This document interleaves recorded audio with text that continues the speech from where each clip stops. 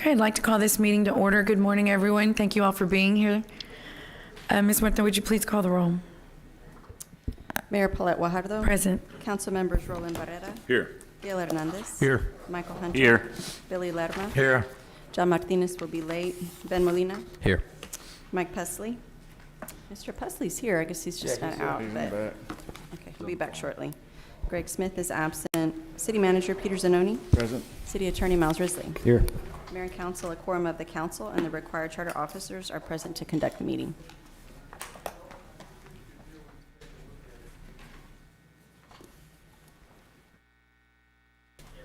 Thank you. Okay, thank you. Mr. Zanoni? Great. Good morning, Mayor and members of the council. Today we have a second budget workshop. It's the second of 4 to review the FY2013 proposed budget with the City Council. And the areas that we're going to cover today, we're going to start out with the COLA cost of living adjustment recommendation that I included in the budget. Then we'll go into our Parks and Recreation Department with our new director, Robert Dodd. We'll have our Health Department update, Health District update. And we have a Neighborhood Services presentation. And then we'll conclude with Al Raymond with our Development Services presentation. So tonight, tonight at 6 o'clock, we have our third of 5 community meetings to get input from the community on the budget. Tonight's going to be in City Council District 3, Councilman Barrera's district. It will be at the Water Utilities Building in the Choke Canyon Room, and that's at 2624 Holly Road. So it's a pretty big meeting room that we use for public meetings and staff engagements as well. Last night we had a real good meeting with City Council District 2 members or community members. It was hosted by Councilman Molina. And we want to thank Councilman Barrera, Hernandez, Councilman Pusley, and Councilman Martinez, who were in attendance as well.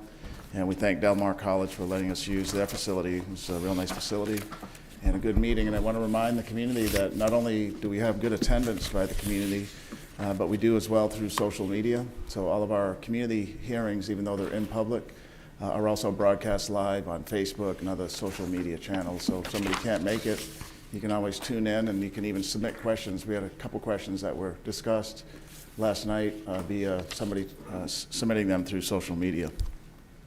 So tomorrow night we'll wrap up what has been a busy week, but next week we have more with the City Council. So next Monday we'll have our 4th community input session. That'll be City Council District 4 with Councilman Smith. That'll be where we were yesterday with the police ribbon cutting for our first police substation at the Ethel Irely Senior Center at 654 Graham Road. That's going to be at 6 o'clock on Monday. And then Wednesday we'll have our 5th and final community input session in City Council District 5, hosted by Councilman Hernandez. That's going to be at Veterans Memorial High School Auditorium on Cimarron. That will start at 6. So next week, Monday, Wednesday, are the 2 community meetings. And then a week from now, next Thursday, we'll have one more, or a third, budget workshop with the council and the chambers. And it's going to be a very important one. That's going to be covering next Thursday our streets, our water, wastewater utilities, our gas utility, and then our capital improvements program. So we're about halfway there, council members, and still a lot of work to do, though. And so with that, Mayor, we want to thank everybody for their engagement and participation. And we're going to move forward then with our first presentation, which will be Yvonne McHaney, our Human Resources Director, who will talk about the COLA recommendation. Good morning, Mayor and Council. Yvonne McHaney, Human Resources Director. As City Manager Zanoni mentioned, as a part of the fiscal year 2023 proposed budget, we are proposing a one-time 4% COLA for all civilian employees. This recommendation is to help address the inflation that we're experiencing, and we would do this in lieu of the performance merit, which allows employees to earn up to, well, exempt employees, salaried employees to earn up to 5% based on performance. So we would do this COLA, 4% COLA, in lieu of the performance merit. We return to the performance merit for fiscal year 2024. The current CPI inflation rate for our area is about 8.5%. So in addition to the research we did and the salary analysis for what other cities are doing, our 4% recommendation is about half of what the inflation rate is. We surveyed next, are the slides up? I'll wait for the slides to catch up. Next slide, please. You can also forward the slides too if you want, Yvonne, with the arrows, Oh, if you prefer. okay. No, it's not. It's not working. So next slide, please.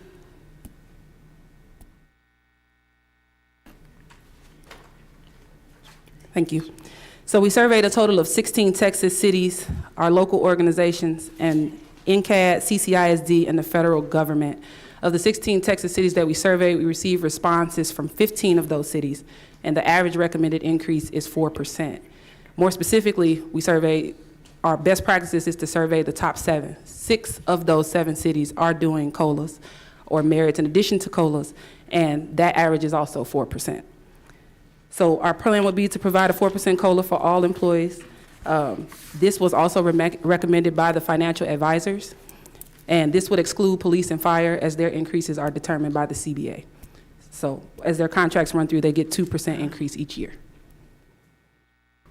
We'll negotiate the police contract in fiscal year 2023 and fire in 2024. So they'll get they've been getting 2% increases each year as a part of their contract. So this would exclude them. Police is 23, you said? I'm sorry, what? Police is 23? Fiscal year 23. So that is our proposal. Okay.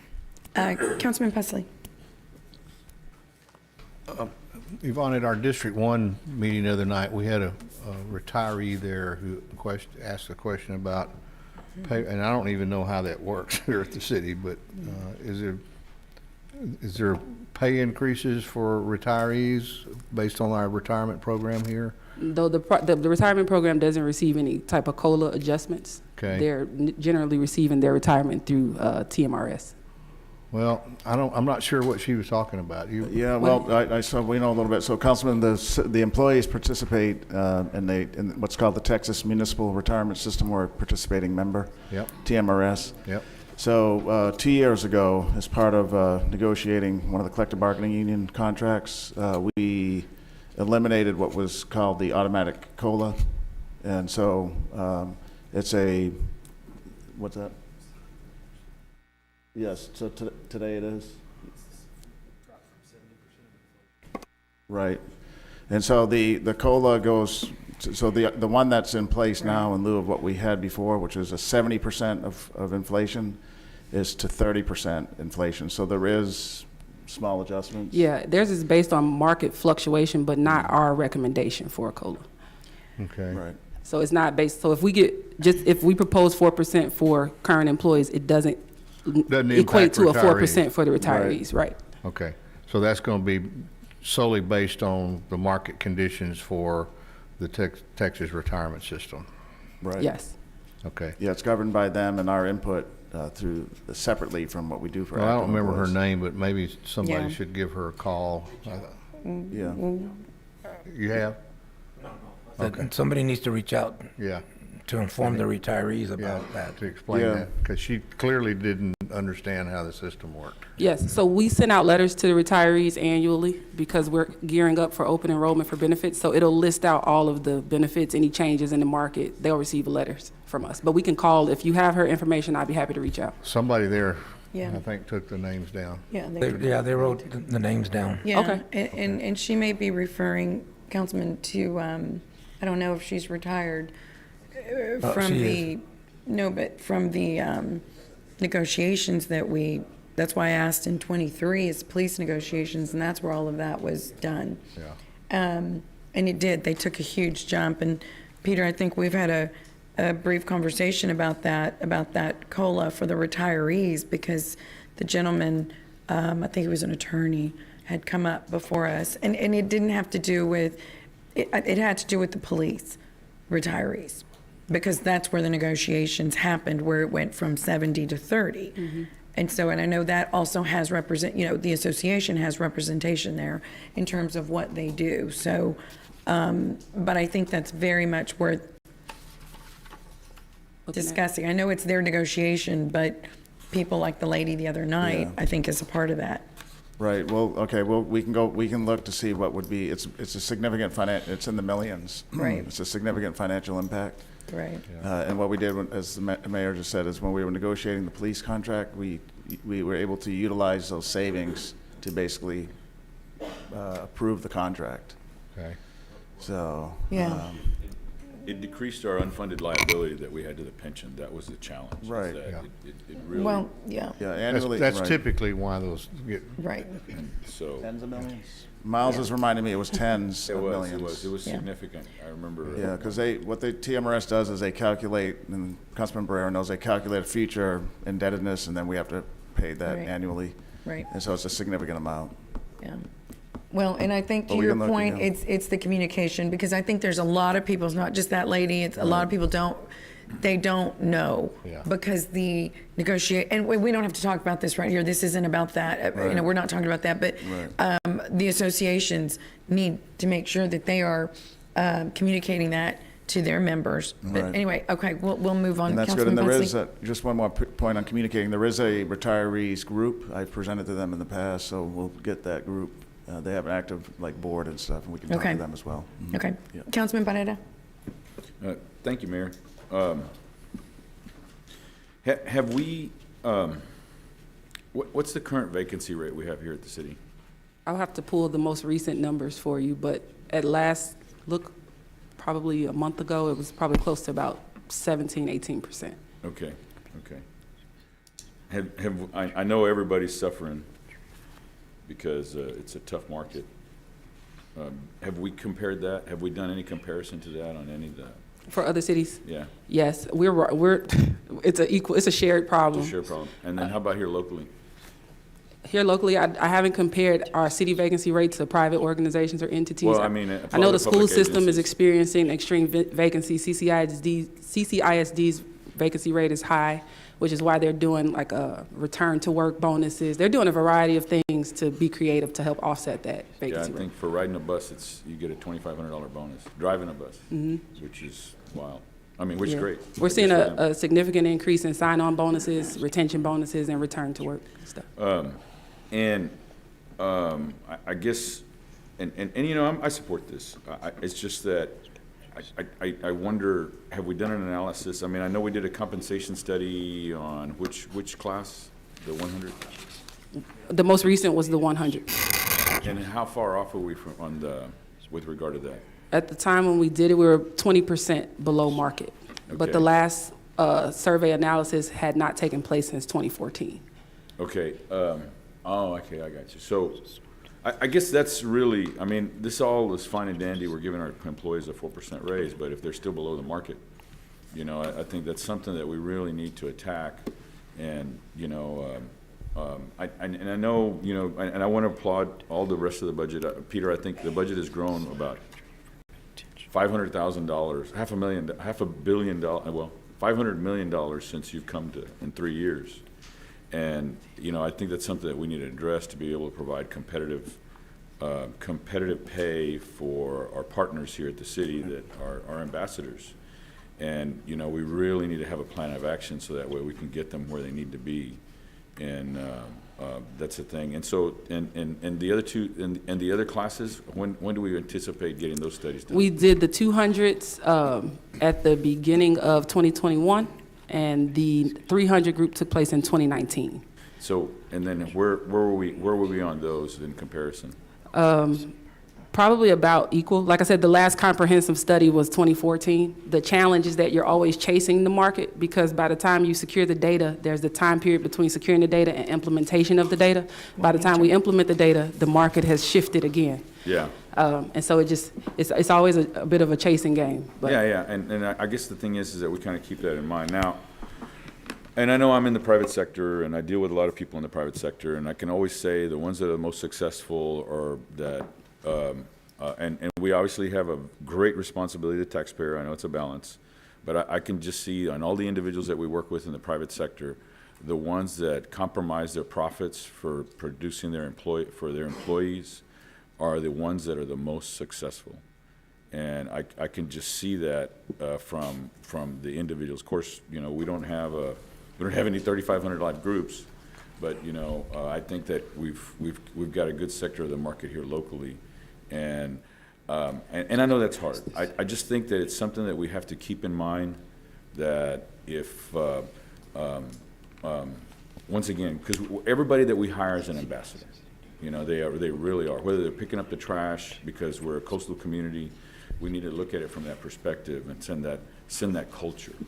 So I think it's something that we need to work on. And I know it's long-term, and we're not going to do it in this budget, but just hearing those numbers, we need to work on, you know, because what you always used to hear is the same thing in the public sector, particularly the city, the RTA. Yeah, but their benefits are great. Yeah, the pay's below, but the benefits are great. And the pension is good, you know, versus in the private sector, they have a 401k, and, you know, it's a different segment.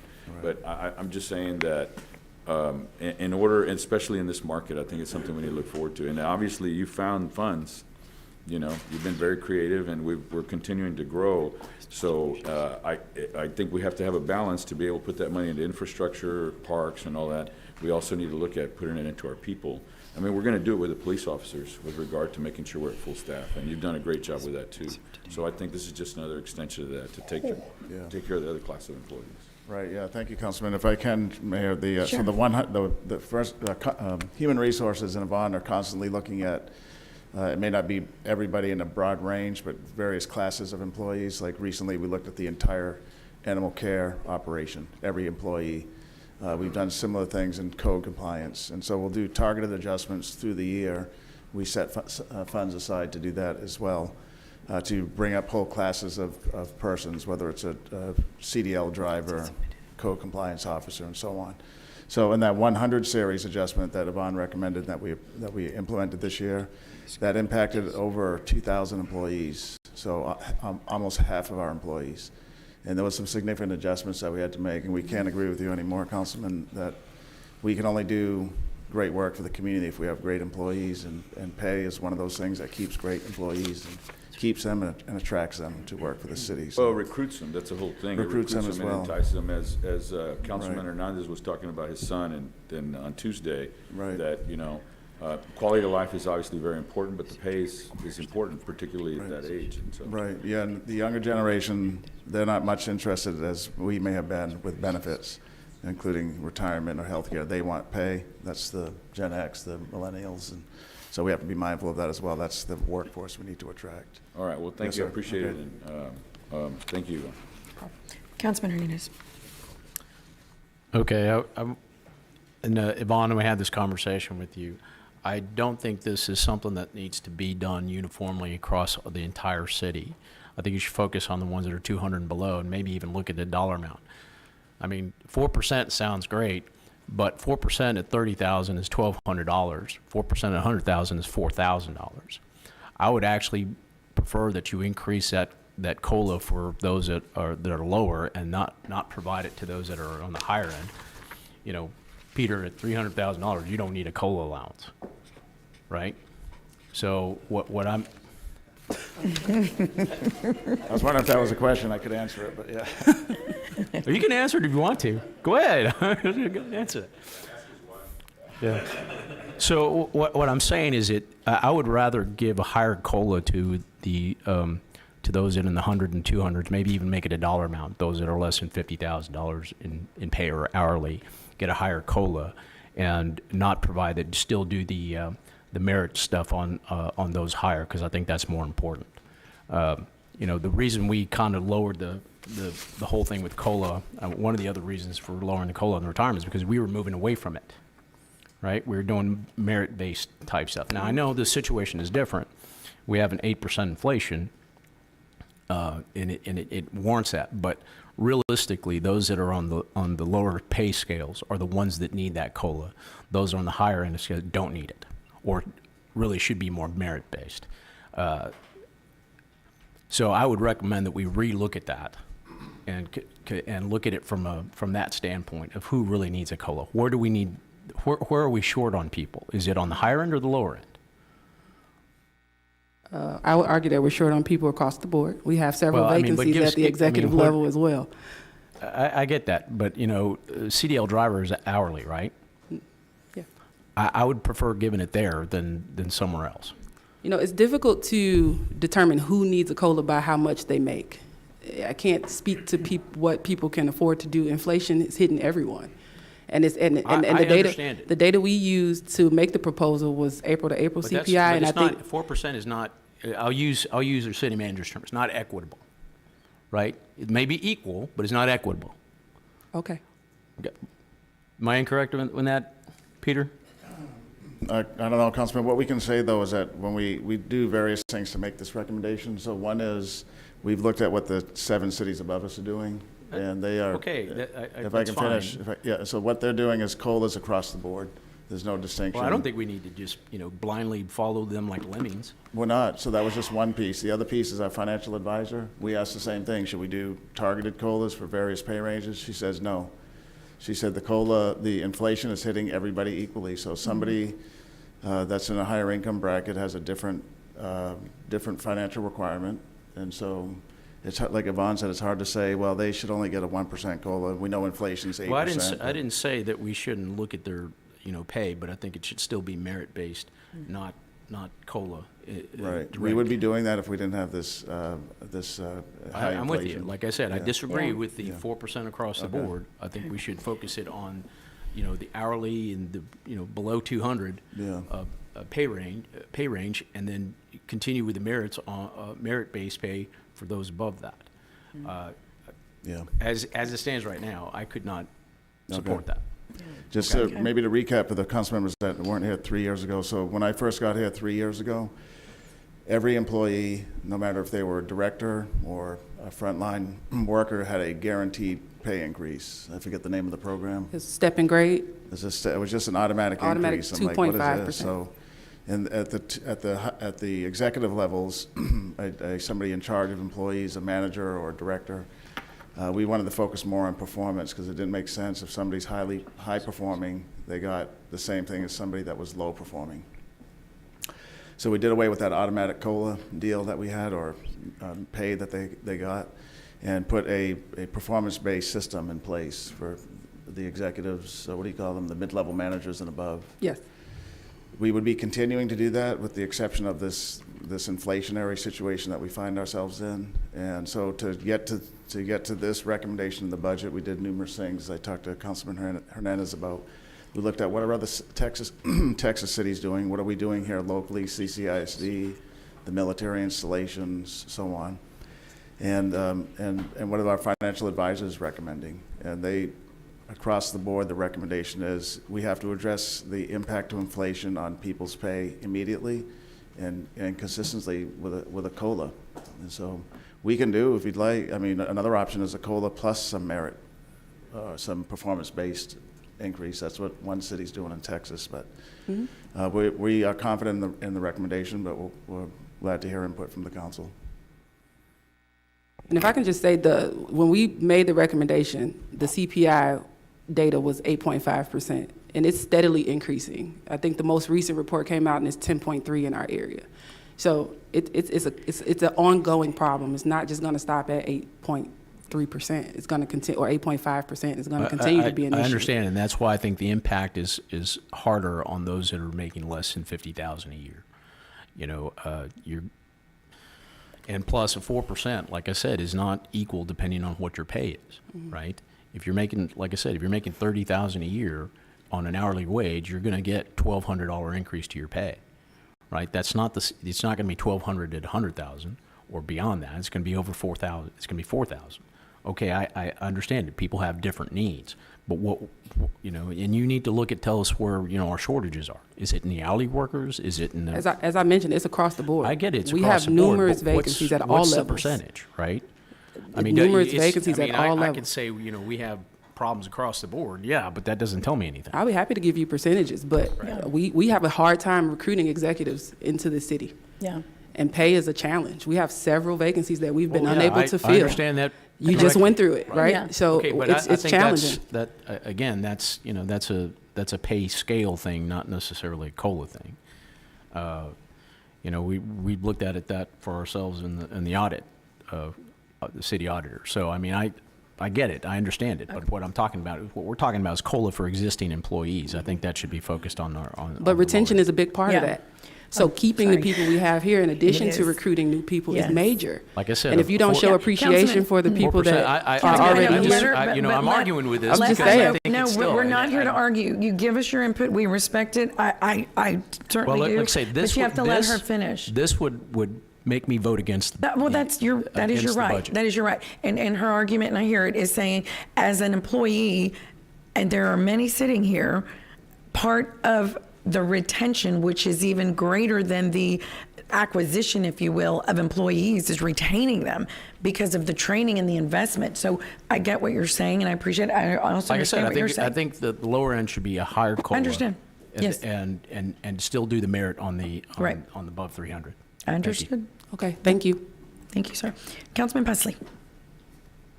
Okay, so just a cautionary note about that, Councilman, and I understand that, and we've had those discussions when I was at the county, but the county had that policy for a number of years before I came there, and what happened when I got there, a number of their directors and people in the higher positions at the county were beginning to retire, and they had let those salaries drop so low that they couldn't get anybody to even return the, application.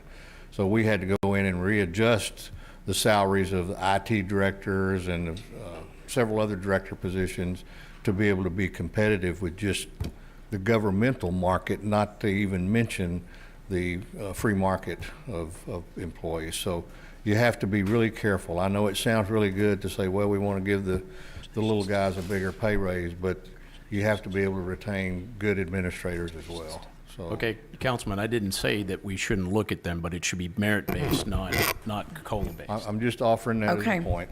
Yeah. I don't want to argue it with you. Right. Thank you, Councilman. Councilman Hunter? I'm debating whether or not I even should say anything. Scared the council's gonna hate me. But, so back in the day, y'all said that there was an automatic increase in pay. That's not true. They had to meet minimum requirements before they got the 2.5% increase. The 4% automatic adjustment, the COLA, Gil, I know this would be a big surprise to everyone in this room, but I'm in agreement with you also. If I just got here yesterday, does that mean I'm getting an increase in pay? Yes, you will get a COLA in October. So, I mean, it's kind of hard to see that, especially when we're increasing, when we're increasing solid waste, stormwater drain fees, and inflation has already probably potentially affected our, oh shoot, what's it called? Sorry. I think I've been out in the sun too much putting up signs this week. The appraisal values of the city. Right. So the citizens are having to pay more. And they're where we get all of our money from. They're the lifeblood of all of y'all's salaries. So they're having to pay more. So the valuation of their annual salary has already gone down. Not only that, but these prices to pay y'all's salaries are going up. So it does look pretty bad, in my opinion, as a council member to be doing something like that. So just want to throw that out there. Thank you, Councilman. You're not. Councilman Pusley, do you have a comment? So the city did have a longevity pay increase bonus, if you want to call it. There was longevity pay some years and years ago. Okay. So if they stayed here for so many years, they automatically got a bump. So that's different. I think that's different from what Councilman Hunter is referencing. So prior to the city manager coming on board, there was a step and grade plan in which annually employees were eligible for 2.5% merit. To his point, the requirements to obtain the merit were very minimal. It was literally 2 boxes you check. There was no true metrics or evaluation or assessment in order to evaluate those individuals getting the 2.5%. So that's separate from the longevity pay. Because if I remember right, and you, John, correct me if I'm wrong, at the county, they give every third year anniversary you have with the county, you get a 2.5%. Yeah, that would be separate. The longevity pay is separate from the step and grade, Okay. but we don't have a current longevity pay in place. We do in our firefighter, I think our fire and police Yeah, the officers have CBAs it. the CBAs The have it. uniform, both uniform groups do with their collective bargaining agreements, Right. but the civilian employees, we don't have that program. Maybe that's something we should think about in the future. Okay, I think that's all the questions. Yvonne, thank you very much Thank for you. the presentation. Okay, great. Our next presenter is going to be our new Director for Parks and Rec, Robert Dodd, and with us today are his two assistant directors. We have Kevin and Tyler, and some of his other staff. We have Jonathan here from our marina, and who's the other person? Robert? Who's your financial person? Our finance, Joanna? And Joanna as well with the finance team. We're going to pull up the presentation, yeah. Pull up the presentation for Parks, please. There we go. I'm sorry, I just saw your... Good morning, Mayor, Council. I'm Robert Dodd, Director of Parks and Recreation for the City of Corpus Christi. As City Manager said, with me today is Kevin Johnson, one of the Assistant Directors, Tyler Florence, another Assistant Director, Jonathan Atwood at the end with our Marina, and Joanna Moreno, our Finance and Resource Manager. I'm here today to present our budget, our proposed budget for FY23, our operating budget for Parks and Recreation. Parks and Recreation mission statement is to manage the parks system, offer recreational and social culture activities to residents. We manage the parks, the Gulf, bay beaches, recreational sports, events within our recreation centers, also within our senior centers and the marina. Some facts about Parks and Recreation. We maintain 10.5 miles of beach, which include 8 miles of Gulf Beach, 2 miles of North Beach, and a half a mile of McGee Beach. We made over 16,000 general contacts this year. General contacts are public interactions related to beach safety. Year to date, our lifeguards have performed 15 water rescues, and we're able to conduct 6,000 preventables, which are spot teachable preventions, for example, indicating a possible rip current or preventing someone from going too far out while the surf is rough. Our Parks and Recreation staff also maintains almost 2,100 acres of land and 194 parks. We are also one of 21 CAPRA accredited Parks and Recreation agencies in Texas and one of 188 in the United States. CAPRA is the only national accreditation of parks and recreation agency and is a valuable measure of our agency overall quality and operation, management, and service to our community. Our organizational structure includes 2 assistant directors, a special projects manager. Kevin Johnson is our assistant director of operation, oversees beach and park operations and the marina. Tyler Florence is the assistant director of program and will oversee community and recreation services. And our special projects manager, Oliver Amaya, oversees projects. Some of our achievements in FY22.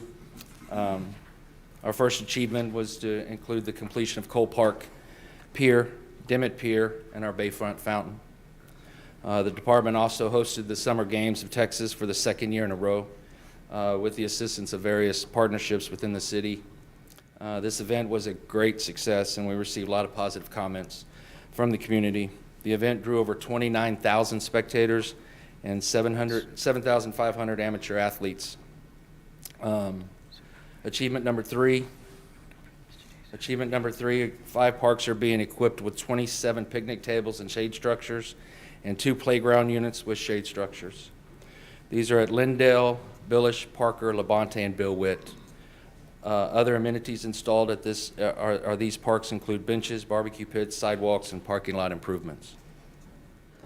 Achievement 4, we continue our tree planting. Last year we planted 230 trees. This year we will plant another 230 trees. The trees provide much shade in extremely hot months, and the visitors enjoy at our parks. Our performance measures. As part of our performance measures, we are projecting to mow approximately 23,000 acres of parkland, and we are estimated that the next year we will mow approximately 24,000 acres. The total acres mowed has decreased due to areas previously mowed by parks being assigned to other departments. Medians, for example, are now being mowed by stormwater. Another reason for the decrease can be attributed to the harsh winter and drought conditions.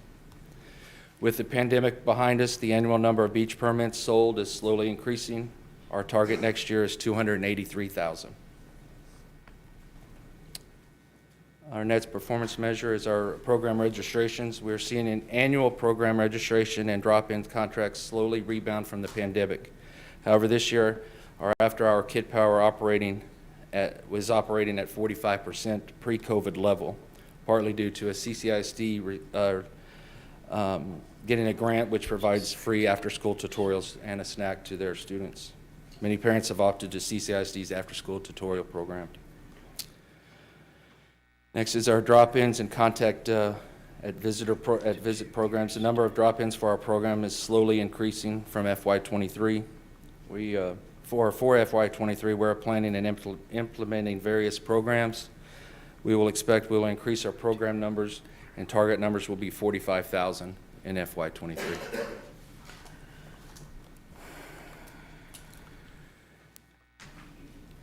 FY23 Parks and Recreation proposed budget.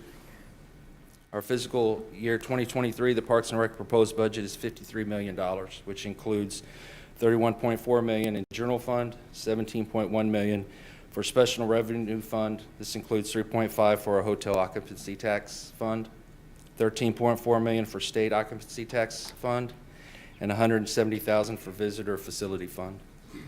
$3 million for our enterprise fund, which includes $2.8 million for the marina and $143,000 for the golf fund. Our grant program brings in $2 million and operates in a staff of 25. Some of our grants include the Elderly Nutrition Program, Senior Companion Program, and Retired Senior Volunteer Program. And Robert, if I can on that one, for some of the newer council members, that funding source called State Hotel Occupancy Tax, or SHOT for short, there's only a few coastal cities that get this revenue from the state. It's a portion of the hotel occupancy tax that is assessed on hotel room nights. And so we know that we get our share locally, like many cities and counties in Texas, but some years ago, the state enabled coastal cities to get an additional percentage from the state's allocation. They remit it to us annually. And it's used to enhance the visitor experience and the maintenance on our coastal beaches and bay beaches. So I just want to point that out because you're going to see some recommendations later on in Mayor, Robert's may I presentation. ask you a question on that? Yes, So then why is, I mean, I see the SHOT funds versus the hot funds. I mean, wouldn't they be, how is it calculated that there's such a disparity? I would think that if we're doing a projection that, Right. Because it's based on room nights, correct? Or am I Yeah, missing no, something? good. Yeah, thank you for pointing that out. So you can see on this chart, there's a lot of numbers, but if you look at the SHOT line, the second one down on the table there, the budget in the current year was $4 million, and in 2023 we have a $13.4 million budget. That's what you're referring to, Councilman. Yes. Right. So at issue is in the decade before I got here, there was a lot of accumulated fund balance. We weren't spending the money enough. And so it amassed a significant, I think, a $12 million fund balance. And the word was when I got here that we were saving that for beach nourishment programs, but we already have those funded also through state dollars and our own dollars. So last year I challenged the department to put together a plan with the then ACM, and we didn't get it done in time, so we finally got it done with Michael Rodriguez's assistance, and so we're presenting the spend plan as part of this budget. Gotcha. Yes, sir. So we're spending down funds that have already been. That have accumulated over a decade, Okay. yes, sir. Okay. Yeah, And good then question, yeah. I guess, and you don't have to have it for me now, I guess I'd want to know what the actual revenue is for that particular. Okay, I'll get it for you. Okay, thank you, Go sir. ahead. Robert. What is it? How much is it annually, Eddie? Probably another 9 million. It's in our fund schedule, but just the annual allotment that we generally get. About 4 million annually, Councilman. Okay. Yes, sir. So we've been spending it, but not enough to draw it down, and it's amassed a fund balance. So we have a great plan. It's actually a 3-year plan to amenitize and provide more services on the beach. That's how we're able to fund lifeguards on North Beach, as an example. That restroom facility that Robert will go over down there in Padre Island, and many other enhancements to invest in the beaches. So we got the money there. We need to use it. Great. And I'm sorry, Mayor, how much is in the account? The question I meant to ask was, how much is in that fund balance that you've, the whole, what you've collected and haven't spent? Yeah. Eddie, you have that number? Let me see. I'm going to try to get it while he looks as well. Well, go ahead. He can get it to me later. It's okay. I don't want to slow up the process. Okay. Okay. What? We expect it to begin 23 with about 13.5 million. 30? 13. 13 and a half. Yeah. 13. I mean 30. I heard 30. 13. Okay. Yeah, 13.5 is what we expect to begin the year. But Wow. this- Yeah. And then we'll end the year with what, Eddie? What do we end it with, though? Clearing up real quick. Okay. All right. Okay, that's it, Councilman. 13.5. 13.5. Yeah. Okay. Thank you. Go ahead. Thank you for the question. I didn't realize there was a screen right here, too. I was trying to look at my numbers up there, but there's one right here. So, we're good. Next slide, please. Our proposed FY23 proposed budget in our general fund is $31.4 million. The proposed is allocation as follows: 2.9 million for beaches, 21.5 million for parks, and 7 million for recreation. Excuse me. The funding source includes 3 million from hot funds and beach parking permits, 2.6 million from program fees and facility rentals, 11.7 million for fund balance, and 14.1 million from our general resources.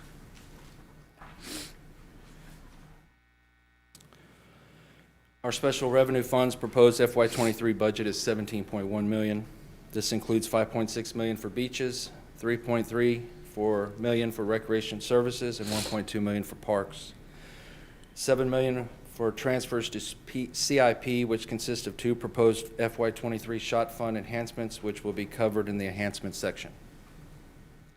The budget is funded with 4.1 million from the SHOT fund, 9.3 million from the SHOT fund reserves, 3.5 million from the hot funds, and 200,000 from visitor facility fund. The main focus for FY 2023 for our department will be parks amenities, park maintenance, and beach operations, with a total spend of 19.7 million in our general fund.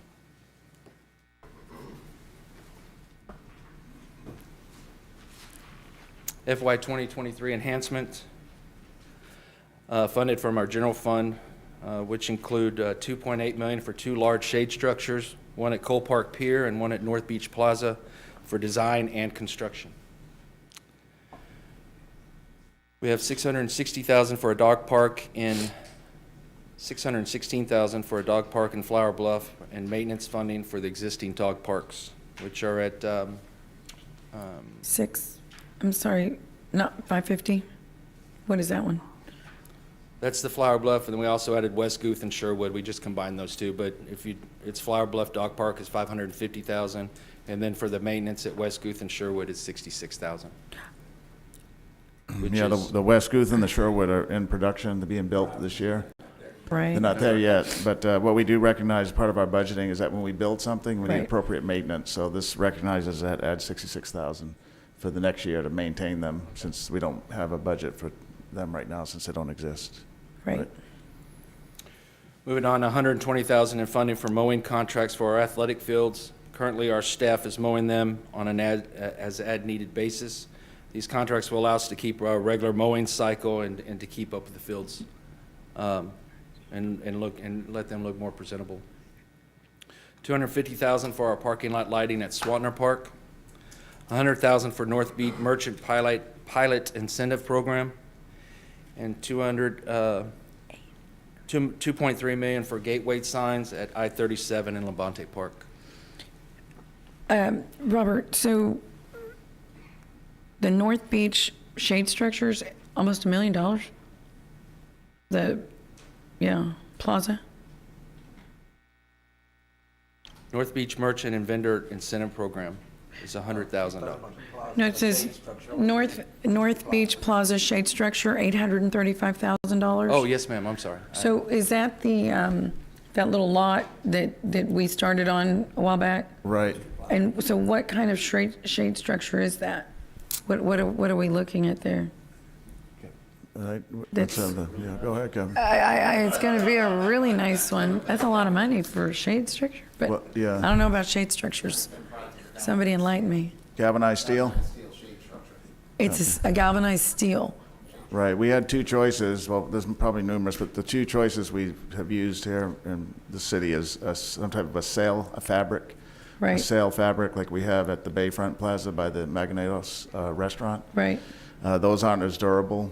We know that this History Plaza is right by the prevailing winds. right. And so an alternative choice that's more sturdy is a galvanized steel, and so that's what we're recommending. Cole Park shade structure, you can see at 1.9 million. That one too, we're looking at something a little more permanent rather than the sail fabric feature, something of a metal. That's more Where is permanent. that one? Over the, Over the nice big plaza at Cole Right. Park Pier. right. That is programmable, Right. but it's just so hot, we haven't, No, I we've had agree. nobody do the uptake yet on it. Yeah. Yeah. What's the do you know offhand, Peter, roughly the investment in North Beach in this? In this budget, In this budget. I'll total it up and we'll get that because that's important. It's very We have, important. with Councilman Lerma's steadfast commitment to it, we have a lot of money invested in North Beach. And so Mm-hmm. we'll total it up and get that for you. Thank you. And they were appreciative when we met with them last Friday. Mm-hmm. Councilman Lerma, myself, Robert was there, several other department heads. We met with their neighborhood association board of directors. And they can see it, we can see it, I think we all can, that there's tremendous change on North Beach, which shows not just Councilman Lerma's, but the entire council and the mayor's commitment to that important part of our community. Right. Mhm. Okay. Yeah. Thank you. Go ahead, Robert. Councilman Pesley? I brought this up last year, and I'm gonna bring it up again. Yes. It's kind of like the mayor's question about the shade structure. What the heck do we put in a dog park that it costs $500,000 to build? I don't understand. Are we buying the land? Are we No, so got a we'll get masseuse that, on duty, or? yeah. I'm being Have you facetious, been to Barcaritaville? yeah, I'm telling you, I can't understand Yeah. that. Yeah, so we had a breakdown last year, we'll get that out for you, but generally from memory, it's not just putting up a fence, so we have to take care of drainage. That's probably the biggest issue, making sure it's draining properly, so that, first of all, there has to be some engineering work done. That costs money to assess the topography, the drainage. We had a situation on Water's Edge Park where they poured a pour-and-play with no assessment on drainage. And what happened was it failed, and it was a disaster. When you would step on it, if it had rained, you were stepping in a mush puddle. I took a picture of a little kid's foot in there in the water. I'm like, what is this? Yeah. So what you have to do is make sure you have appropriate drainage. So the dog park may have some underlying concrete work to make that happen. There's retaining walls, there's fencing, there's lighting, there's plumbing, there's fountains for humans and the dogs, and then maybe a restroom facility. So it's not just a fence around a gravel pit. It's a little more extensive than that. But we have a breakdown we'll get that to you in our follow-up. Well, I'd like to see that again. And Yes, again, sir. I'm going No to problem. mention the fact that a lot of this, nearly everything on this page falls under the heading of discretionary spending. This is spending money when you feel like you're wealthy. And, you know, we need to focus a little bit here on what taxpayers are going through in this city right now with increased costs in everything they buy, increase in the gasoline pumps. And, you know, I have a really hard time with this. But some of this is really good, but when we're spending $500,000 or more every year on building, you know, dog parks, when, you know, I just have a really hard time. And not that I don't like dogs. I've had lots of dogs, and my kids have dogs, and my grandkids have dogs, and, you know, so they were sending me pictures yesterday of the new dog they're fixing to get. So they're all excited about it, and I'm excited for them. But and I said this when I came here, guys, discretionary spending is where where governmental entities get in trouble, you know, and so we have to really, really watch it. And Robert, I'm not picking on your department. I'm just saying that this is across the board. We do this in a lot of these budgets. So thank you. Yes, sir. Was this not part of people, things people wanted to see? Right, yeah. Okay. These I are just all- want to make sure, because Yeah. Councilman, you have a point. However, I don't want people to think someone just said, let's throw down a dog park here. Right. We're listening to people, correct? That's right, Mayor, yeah. I mean, Councilman Molina, you are nodding your head saying yes, yes, yes. Yeah. And so are you, Councilman Lemon. This is, these things that we are including in this budget or proposing, at least from my perspective, this is partly due to the feedback that we get from the community. And dog parks is, at least in District 2 that I know of, is something that is requested and something that is desired in our city. And you got to remember, we just heard a report this past council meeting where we listened to the types of things that are necessary and desired by younger people that would make our city more attractive. And this helps to achieve that goal. And also there's safety improvements in here that are included. So when we look at the city, one of our goals should be to, I believe, make this a city that is a desirable place to live. And of course, we also need to take care of those things that are necessary. But we also, one of those things, I believe, is the quality of life. And so that's something that we should not lose focus on. Although, Councilmember Pusley, I do agree with some of your points. They are valid. Of course, these are just my 2 opinions. cents. Thank you. Well, I just wanted to make sure, because I knew there was input from people, and I think Councilman Pusley, to your point, there's also a balance, and I agree completely. There's a balance, and I too had no idea. I remember what you just said. Several council members in the past years have gone, okay, explain how we get a dog park for that much money. It's crazy. It's expensive to create a dog park, and then of course it depends on some of the basics that Peter mentioned, and then to what level. I mean, there's all levels of everything. Even play. What do you call them? The playscapes, all of those. Those go from, and anyone with kids knows that. Good Lord, the ones you buy in your backyard. So same difference here. But anyhow, I think these are all good points, and I know Flower Bluff is very, very happy. Councilman Right. Smith is not here, but this is something that they have also wanted in terms of Right. the that district. Exactly. We've had numerous requests for this, and they say that I have to drive all the way to Bill Witt for the nearest dog park. Right. Anybody on the island of Flower Bluff, so, And Bill Witt, by the way, every Sunday is full. yeah, Every Sunday there are Yeah. people there. Yes. yeah, Very popular. yeah. And Mayor, I don't Yes, sir. disagree with the Sure. quality of life issues. Yeah. You know I'm a big I know. supporter of that. I agree. And I understand that, shade structures, when I grew up, my dog had a park. It was 3 blocks of other people's yard. And so. I know. And it didn't cost the city $500,000 for him to find a place to go to the bathroom. But, I just, and y'all pounced on me last year when I brought this up, but I just want to say, there has to be a balance. Yeah. There has to be a balance, and we have to be cognizant of the fact of the struggles that a lot of the people in this community are going through now of deciding whether or not they're going to fill their car up or buy groceries. So that's a very important consideration, and we just need to remember that. Yeah, absolutely. Is the dog park for Flower Bluff, was it in their plan, the the area development plan. redevelopment plan? We'd have to check. I don't want to, I'm think- not sure. I'd like to have that Yeah. information. Yes, sir. Okay, thank you. Okay. Councilman Hunter. Thank you. I mean, I think that y'all are doing a good job. I think we're listening to the loudest people more so than what everyone wants.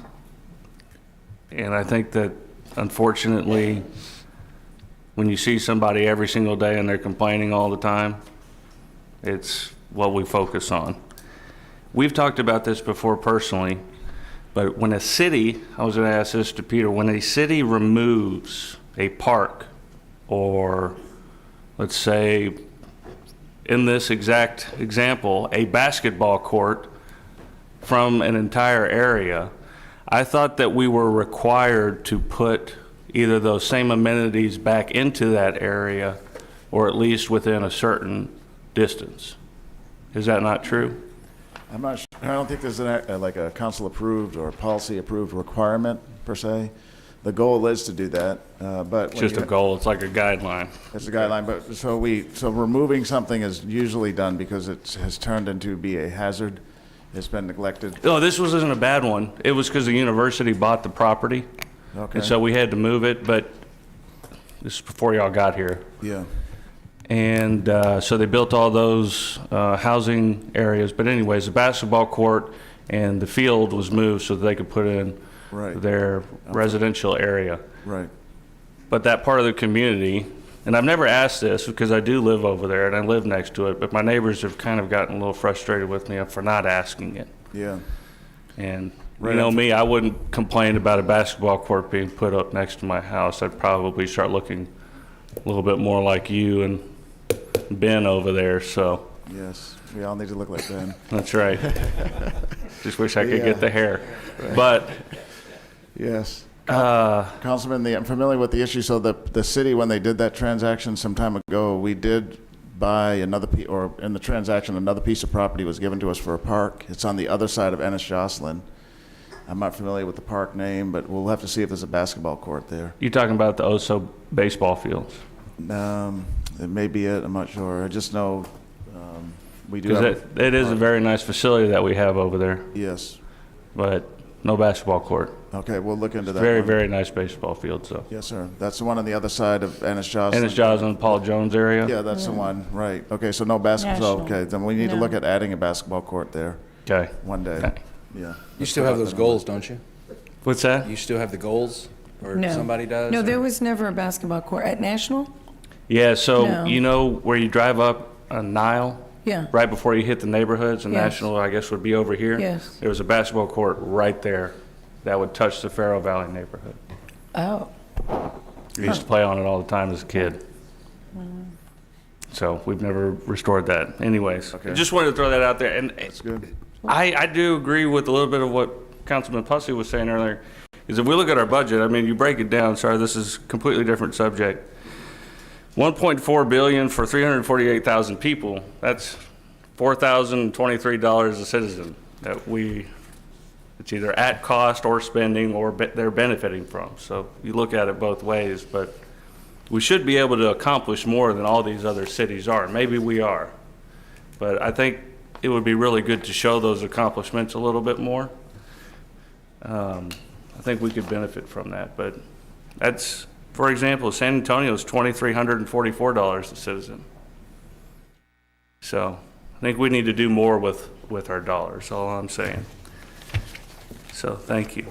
Yes, sir. Thank you. Thanks, Councilman Martinez, or Councilman Pesley? No, Councilman Martinez. Sorry, this is all coming up during the parks discussion, but you know, I'm kind of on the same page with Councilman Pusley.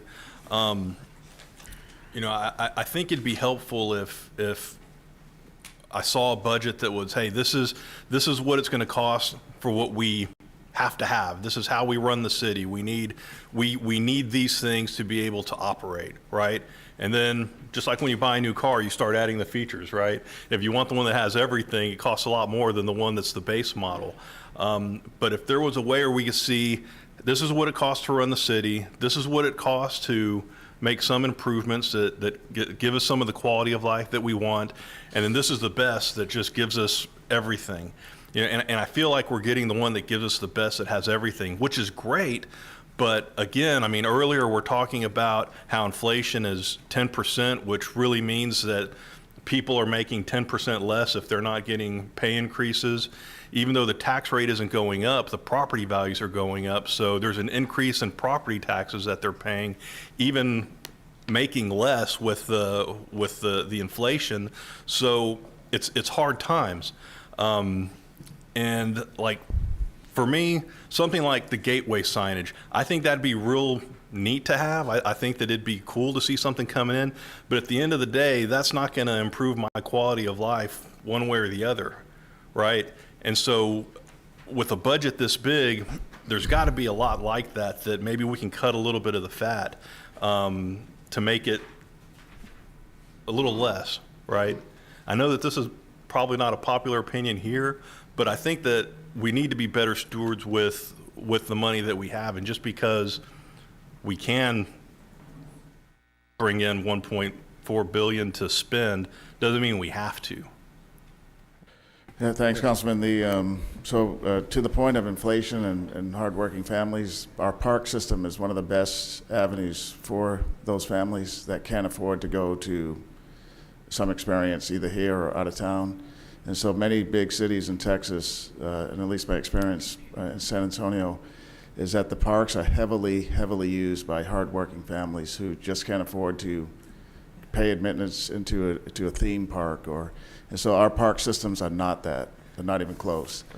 So these investments are just beginning to bring us up so that people can actually use them free of charge, spend the whole day there.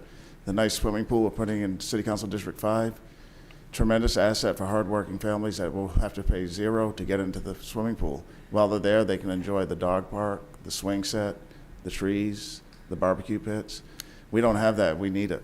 Yeah, and like I said, I'm not picking on parks or the park budget, because I think that it's an overall issue. It's just, you just happen to be the one presenting when it's coming up. We're presenting, and then under the three scenarios, and we appreciate your input. I'm just giving you my feedback as a city manager, but the three options that you laid out, we're at option 2. Option 3, we don't have. It'd be very tough to get to option 3, where we're embellishing the city, because our revenues are pretty confined to sales tax and property tax. Unlike cities like Austin, Dallas, San Antonio that have a big revenue from a municipal electric plant, we don't have that. So our revenues are really confined to those two. So it's tough for this city to have systems, parks, roads, and beyond that other Texas cities might have because of our constrained revenues. Yeah, well, that goes back to what Councilman Hunter said, is we're spending $4,000 per citizen or whatever it is without those additional revenues from the utility. So it's even a bigger hit for our folks, it feels like. Yeah, I think that number may have to do with the fact that there's 2 million people up in San Antonio. We have 350,000, so it's the numerator or the denominator scenario. But yes. The math works the same. Okay. So these recommendations here, and then to your final question, what you see on this page and the coming pages, these are the things above what we need to run a subpar park system. So we can run it like it's been running. These just kind of get it to where, like a C+, B- level. We're decades behind in our parks, and as in many of our assets in our community. So the budget recommendations are all just trying to get us on par with where we could be as a city, and it does impact our economic bottom line dollar for everybody, because to be a vibrant city, we need people to come here, we need industry, we need commercial, we need jobs. And great cities, as that presenter said on Tuesday, cities where people have a choice to move to are ones that have it together and have amenities for their residents and new people to decide to move there. So I'm mindful of that in these budget recommendations. Okay, are you done? Councilman Hernandez. Okay, thank you, Mayor. Help me understand a few things here, because I asked similar questions to our previous budget meeting. In last year's budget, we had budgeted $6 million for facility maintenance and repairs, building repairs. In the amended budget, you've only spent $2.9 million, and in the proposed budget, you only have $1.4 million budgeted. And you're reducing parks budget from $24 million from last year to $19 million this year. So are we not doing any maintenance on our buildings? What's the reason for that, Robert? We're starting to do maintenance on our buildings. And then, like I said, I came in 4 months ago, and that was a priority of mine. I visited most of our facilities, and they need some of that money thrown their way to upkeep them and put some new things in there. So, yes, sir, we're going at that pretty quick. That's one of my things that I want to. Okay, but how? You've gone from a budget of $6 million for building maintenance to 1.4. And you've only spent 2.4 this year, or 2.5. So can you explain that? We're getting a plan together, and we will spend that. We have new, there's a facility that needs an air conditioner, and there's a facility that needs some upkeep in the inside of it that we're working on right as we speak, sir. Okay, so, and you weren't here, Yes, sir. Robert, in terms of how that budget was constructed last year, in terms of what facilities maintenances are. And I kind of admonished, because there was really no capital improvement plan for some of our specific facilities. It just has like a catch-all, and it still does. In our long-term plan, it has a catch-all for swimming pools. It has a catch-all for, restrooms. There's nothing specific. It's just kind of a placeholder, it looks like.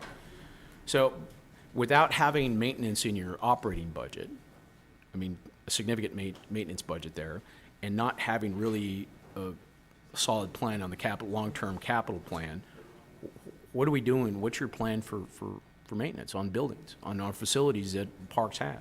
And I'm assuming that's all, and that's also your senior centers? Yes, sir. Your swimming pools? Yes, sir. You just don't have, I don't see the plan. I'm gonna say, sir, that I'm not gonna claim being new, but this is something that we've looked at and that we're moving forward in, and we're designing a plan to get these taken care of and spending that money.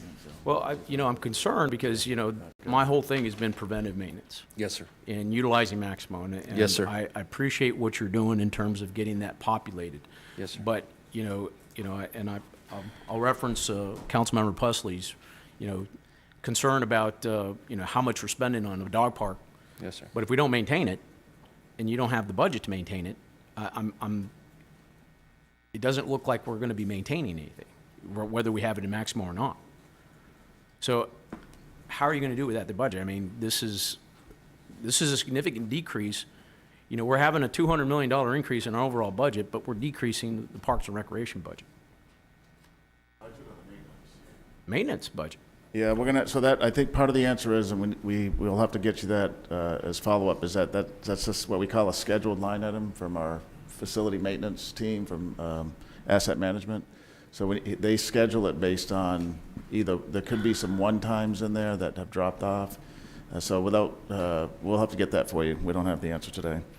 I don't think we've reduced our facilities, have we? Like I said, yeah, not to interrupt, Councilman, but I hate to guess, so let us work with our director from asset management, Charles, and then we'll get you the answer. Okay, because I'm also looking at the enterprise fund for asset management. I'm not really seeing transfers here, and maybe this is something I can work with Eddie on specifically to get some information on that. But I'm not seeing where we're going to be taking care of these facilities. Yeah, right. Right. We're adding park equipment. We're adding stuff. We're Cole Park Pier. We've added significant items, and this is great stuff, right? We're going to be adding a pool, hopefully, knock on wood, right? If we had the parks bond passes, but we're decreasing our budget on building maintenance. Yeah, well, we'll get you the answer. We did increase the budget for the Cole Park Pier. And as you can see on this slide, we're increasing the budget for maintenance on 2 dog parks, $66,000. So we're doing that. But if your overall budget for maintenance is going down. Right, that's why we have to get you the answer to that Okay, question. get me Like the- I said, I there mean, may 'cause be I some just- one-time things in there that were taken out, but again, just give us a little bit of time to work with Charles, who helped set that budget. We'll get you that Okay. answer. Well, Thank with you, that, Peter. Also, again, going back to vehicle maintenance, you budgeted 68,000 last year. The amended budget is 97,000, but you have 18,000 budgeted for next year in vehicle maintenance. That's another Charles line item, so we're gonna have to get with him. Okay, Yeah. everybody else is increasing, right? The fire's increasing, police is increasing. Yeah. Solid waste is increasing, but we're dropping by, $60,000, 70? 60. Yes, sir. Okay, so, fuel, same thing with fuel. There's not a significant, there's an $8,000 increase in fuel. And it's only for one of your line items. So I just, I want to make sure that we're actually budgeting correctly in some of these items. It just, they don't, it's not making sense. Okay, so I ask that you circle back with me at least next week or whatever, or have Charles call. Right, no, we'll circle back with you. Yes, sir. All right, thank you. Yes, sir. Councilman Barrera? I'm just, I know it kind of got away from me. Where are we on this, on the enhancements? What was the last thing you started talking about? I guess it all started Yeah, with Councilman Pusley. we're actually gonna about the turn the dog park. page here, right, Councilman? So we're on slide 16, Robert. No, I know that. Oh. I know that. So we're on, it's just, I've got other questions about this, but I wanted to wait till you finish your presentation on just the enhancements here. Yeah. So the last thing we started talking about was dog parks. Did we get to athletic fields and mowing and? Yes, sir. Yeah, we finished this slide. Okay, well, Yeah. okay, I want to back up then, all right, because I'm looking at this one. So, and I'm excited to see this $100,000 in the North Beach Merchant and Vendor Pilot Incentive Program. So can you kind of explain what that is? Yes, sir, great. So, do you want me to do that, Robert? Yes, Yeah, sir. so we know that we've seen that on McGee Beach, we have a very successful program there where we have an application process and vendors are chosen to provide amenities to the beachgoers. So that includes a very successful umbrella operation that's there. And it's high-quality material, so we know that the alternate is if somebody brings their own umbrellas, they may not be familiar with the winds here in Corpus Christi. It's quite possible that those things blow away and collapse very early into their stay on the beach. We also know that on McGee Beach, oftentimes food trucks and other amenities provide a better experience for the visitor or for the resident of Corpus Christi. So on North Beach, there's nothing of that sort, with the exception of a small vending operation by one of the hotels there, the DoubleTree. And so the goal on this one is to try to bring vendors plural to North Beach. But we know that market is not as accessible maybe as McGee Beach. It's not as visible as the downtown. And so this $100,000 is to help encourage or incentivize private sector vendors to vend on North Beach. So it's an inducement program. It's an up to $100,000 that we may use depending on how we design it. But it's to get private sector enterprises there to provide things like umbrellas, cabanas, food amenities, or sport amenities on the beach. We know that on McGee Beach, we also have the jet skis that the vendor vends, and so similar things on North Beach. All in the attempt to improve the amenity and the experience. And so the $100,000 would be seed money to help that get going. It could be helping with one-time purchases of material, equipment, business setup, and that type of thing. Okay, I'm not going to take the time here, but I want to explore that with you a little bit. I think when we had yesterday or Tuesday, when we had the study, I think some of it, I think sometimes if we just talk to our vendors and let them know, or find out what's successful, what's not, I know there's some out there that, that as I say, they're far from the Walt Disney experience that I try to use, the metaphor that I use. Right. And, we just need to be cautious about that and ensure that we're not trying to populate the deal, and I use the example again of Alyssa. Alyssa takes responsibility for all those small businesses to ensure that we're going to get our bang for our buck if we're going to provide some kind of incentive. So we can talk about it more. We can talk. Yes, sir. I'm excited that you're willing to do it. Yes, I sir. just want to, if you don't mind, you can share with me the process, the business process. Okay, no problem. Thank We'll you. do Thank- that. but The thank you goal for is to thinking get about high that. quality, though. It's not just get anybody. There has to be high quality. Amen. Right, for numerous reasons, sustainability being one of them. We want this to continue after our initial seed money is no longer there, the business, they need to know what they're doing to sustain it. Yeah, I'm with you. I'm with you. Yeah. Like I said, I don't want to waste everybody's time. Okay, we'll And talk to you I wanna offer offline. my 2 cents. Thank you. Okay, Councilman Hunter?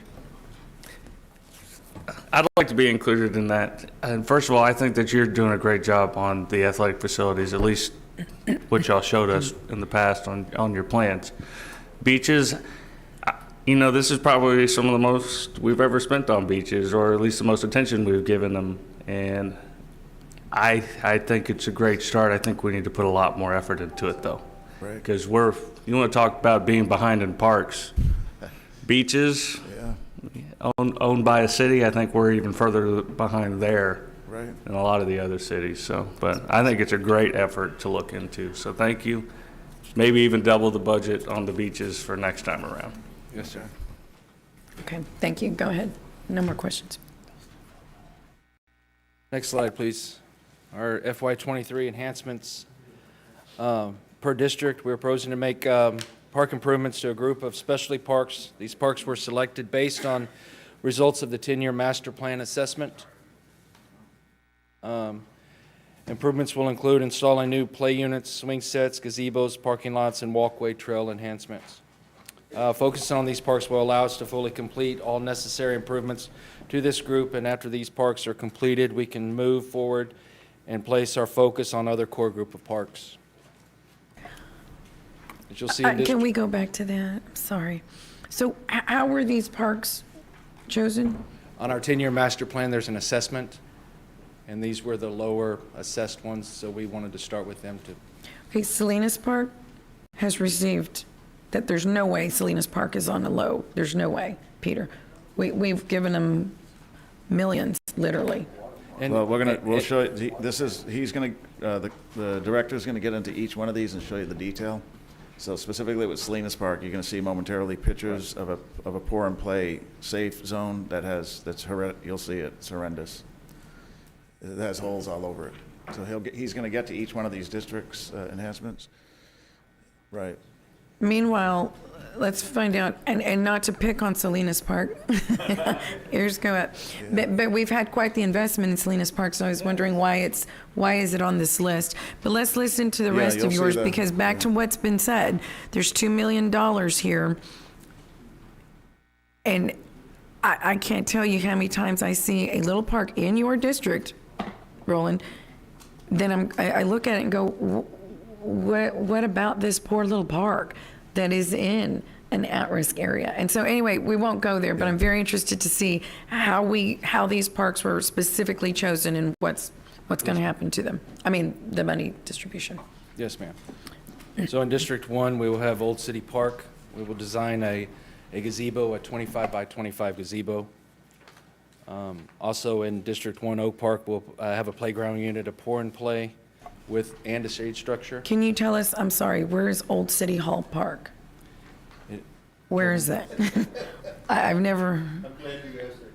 This is in Billy's district. Billy, speak up. It's right on the next to base. South of Water's Edge. South of Water's Edge. It's right across this picture that you can see on this slide. Can you advance the slide, please? It's right by Sherrill Veterans Park, but see that green structure? You can see that right across the street from the extended stay hotel. That's Old City. Yeah, that's Hall called, Park. there's a nice oak tree there that's more prominent that sticks out towards the street. But City Hall was around here somewhere back in the day, they were telling me, before they built it here. So they refer to this as Old City Hall Park. There's a real nice Designed oak for a tree. gazebo? Yeah, so that gazebo had more metal around the trim of the top of it, but it was removed 2 years ago because it was hazardous and falling. And the rest of the structure is not that, it's in as bad shape. So the 80,000 would help to begin the demolition and the design and some construction of a new one. Yeah.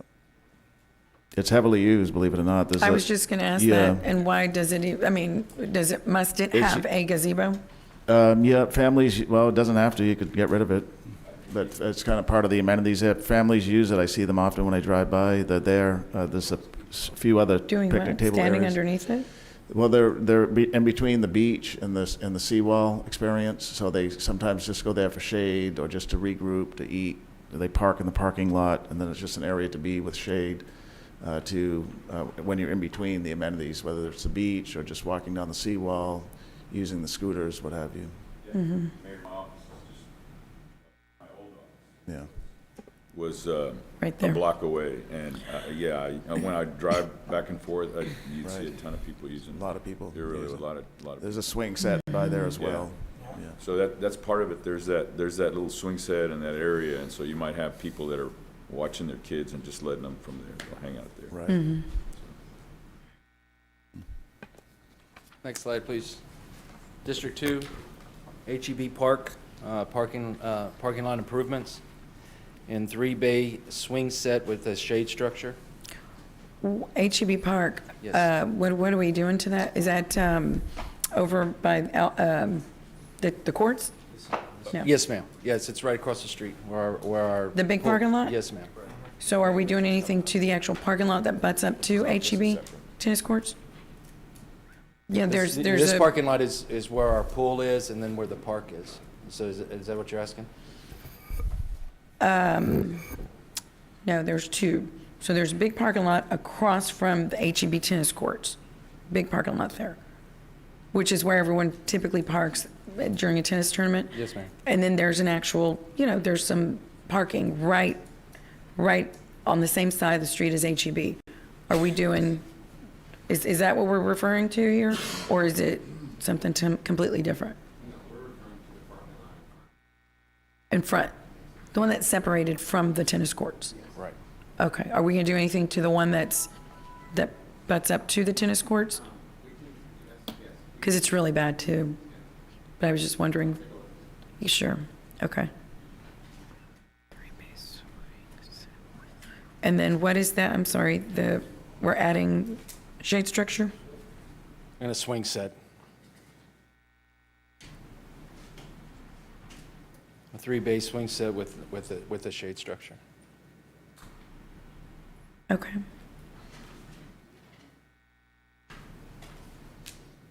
District 3, the Salinas Park, demolition and replacement of the existing pour and play. And that was one of the, I know you mentioned it earlier. Kevin, you want to? Basically, the pour and play, the falling surface, was not constructed. Can you, I think, correctly. Kevin, I don't think you're. Was yeah. not constructed correctly from the beginning. So it suffered significant damage over the years. So it's basically peeling off of the concrete and limestone that's there. Okay. So it's very hazardous, trip and fall. Sure. We've had several complaints about this. There's no way to patch it. We have to replace it. Right. That second picture on the slide, those are holes, those are holes, Kevin? That is correct. That is Right. correct. Okay. Okay, so. And the so equipment my- is great. Pardon? There's nothing wrong with the unit, the equipment. It's fine. It's just the surface. So monies that were allocated, Peter, go through those. 'Cause it Yeah, so was- we had a- I know one was $1 million in the last bond. Right. And then there was other monies. So why, we were gonna do trails, we were gonna connect the neighborhood. There was quite a big investment into, which rightfully, but Yeah. why aren't we just using some of those funds to do this? And put this into a neighborhood park in the same district Yeah. that may need it? And One I was $1 can million. drive you to those. One was $1 million CDBG funding, and then the other was, Yeah, then we added an additional $600,000 to the budget because we want to provide connectivity from the track Right. to that residential area Right. that had to drive all the way Right. around Airport Road Right. to get into the facility. So we have been working with engineering and doing the design on the project, and we're anticipating that design is going to come to 100% completion and it's going into construction. For the parking Yeah, so- lot and the connection? It's going to be for the parking lot that's going to provide the connection to the residential area, which was requested by some of the citizens in that area. Right. In addition, it's going to do improvements to the track. There's going to be lighting added to it. Then there's going to be exercise stations as well. So we actually had to do value engineering with the budget that we had to ensure that we could get the improvements put in place. So any additional enhancements that we're going to make to Salinas Park, we're going to have to require additional money in the budget. Okay, so the total was about 1.6 million? 1.6. That included parking lot, connectivity, trails, lighting, and equipment? Yes, sir. We're actually utilizing some of the raw land. We're actually building an additional parking lot where Right. people, it won't be like a 3-bay parking lot. The intent is to be able for people to park bikes or, Right. Right, there's a and I trail that understand goes to it's the a track. regional, I think, is it considered regional? It's one of our regional parks, Regional, right? yes, ma'am. Yeah, no, and it's a good investment. I just hadn't, the connectivity is a big deal. Yeah, it's big. And when we did one of my runs out there, Yeah. it was also brought up because Right. you can't get to it unless you drive all the way around, if you can do that, I'm not saying that it is not well spent. I just, and my concern is, Councilman, within your district. It isn't to take away, it's within, because there's such a need on the smaller, why, it really bugs me. Why aren't we focusing a little bit on the smaller parks in your district that are just, they The have ones that don't have nothing. much amenities, you mean? No, Right. they have nothing. Right, And, so what we have to do is focus on safety first, and this is a safety hazard, what you can see here in this picture. So we have a choice, we can get rid of it, close this down, and put some equipment in a new, smaller park. No, my yeah. point is the money that's already been allocated, using that to do well- this, and then using this to add to, and I'll go ahead and yield to you, Councilman, because this is your district, but just my thoughts, that's all. No, Go I ahead. appreciate that, and I appreciate that, and obviously we want we want to be able to expend as much capital as we can for the improvement, as would any other council member. Yeah, I can see this. I've been there, and I would have to echo Councilman Hernandez's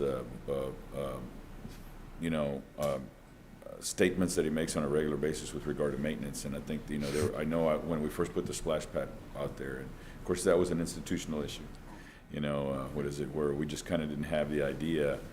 I think that time the tarp was failing. I think I gave Michael an earful. The tarp over the Everybody Park was, Everyone Park was all torn up. We hadn't cut the grass regularly. So I think this is part of that issue. So I get where you're going with it, but we can talk about it more. Yeah. But how much total investment have we had in selling this park? Because somebody asked that last night. Almost 2 million, right under, isn't it? 1.6, and then in addition, this 322 that we're looking at. Right. So. Oh, well, Yes, sir.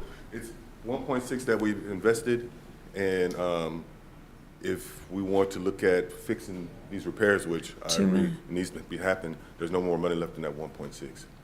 okay, the 1.6 includes this. No, the 1.6 is the track improvements, the Okay, lighting, so 2 and the million. connectivity. Yeah. Well, Roughly, Well, if this, it will be Once 2 we million hit once 2 we million. get this. right, and that's in the last In the last couple 3 years. years, right? 3? Yeah, last 3 years, say. Yeah, and I appreciate that. I was applauding the efforts yesterday on the radio. So, and particularly selling this park. I knew I had said 1.2, 1.3 at the top of my head. Yeah. Okay, yeah, definitely. I want to visit on this. I know this needs to get done. It does. Like you said, it's a safety issue, and I think we need to be cognizant and take an inventory of them all, and maybe that would make the mayor feel more comfortable, so that way we can take an inventory of all the challenges that we have, and then seek out partners like Commissioner Gonzalez. And then I know right here we're still going to get to the community enrichment funds. Right. So I think that's an avenue with which we can remedy all that, and make sure the mayor feels comfortable that we're doing what we should be doing. Okay, thank you, Mayor. Thank you, Councilman. Go ahead, Robert. Moving on to District 4. At South Sea Park, we have a playground and shade structure. And also in District 4 Lakeview, 3 10-by-10 gazebos. District 5 in Stony Brook Park, a 12-by-12 gazebo. And in Holly Park, a play unit with a pour and play and a shade structure. Mr. Dodd, Stony Brook is, what is that intersection there? It's on Boston. Oh, Boston, okay. It's behind the Alamo Draft House in that neighborhood Yeah. behind there.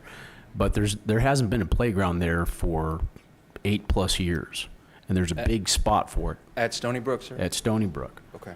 Now, I haven't had the opportunity to take you there, but I mean, Yes. we removed the gazebo here recently because it was falling apart, right? Yes, sir. But but the reason I took people over there is because there's been a playground area, and there's a partitioned area that's circled in concrete that they removed the park equipment years ago. I mean, 8 years ago. And it's been sitting there just going to empty space. And I was thinking when you were putting this up that there was going to be a porn play there, but what happened? Sir, that playground has been replaced this week. Oh, well, there you go. Brand new. I haven't seen it. I was there last week. I didn't see it. You need to tell me this. Nice call. Okay, great. All right. Okay. 3 years of taking parking directors out there. Okay, yeah. Okay, well, that's good. I'm glad.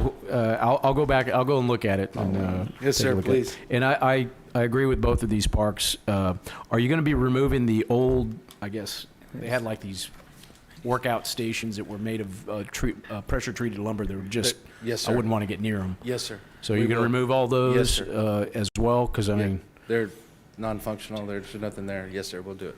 right, and there's other places where that's the case, where they have some of those, you know, I don't really know what they were for. I guess they were like workout stations or something like that, but they're just not, I mean, I would think they're dangerous and splinter hazard and all sorts of stuff. Yes. Might want to look at the other parks that have those and Gotcha. remove them. For sure, yes, sir. Okay, thank you. Okay. Moving on to our shot fund and our 3-year spending plan. Okay, can I just interrupt, Robert? Yes, So sir. just to recap what we've done, we've looked at 2 different segments of improvements. One is kind of community-wide improvements where it's not specific to a district, they're regional-type parks. And then Robert just went through district-specific parks. All of those are funded with general fund dollars. Now, we're going to talk about SHOT funds, which is that state hotel occupancy tax. And just as a recap, there's 13 million in excess or an accumulated fund balance. And so this is a plan to put it into production and provide amenities on our beaches. That SHOT money can only be used on the beach and the beachfront areas. So that's what he's going to go over next, is the SHOT funds. Yes, sir. With working with the executive team, the department has prepared a 3-year SHOT fund spending plan. The SHOT fund is funded from a 2% portion, the 6% tax on hotel room night revenue for hotel occupancy taxes collected by the state, and designed for coastal and bay beach maintenance and erosion projects. The following enhancements are part of the 3-year spending plan.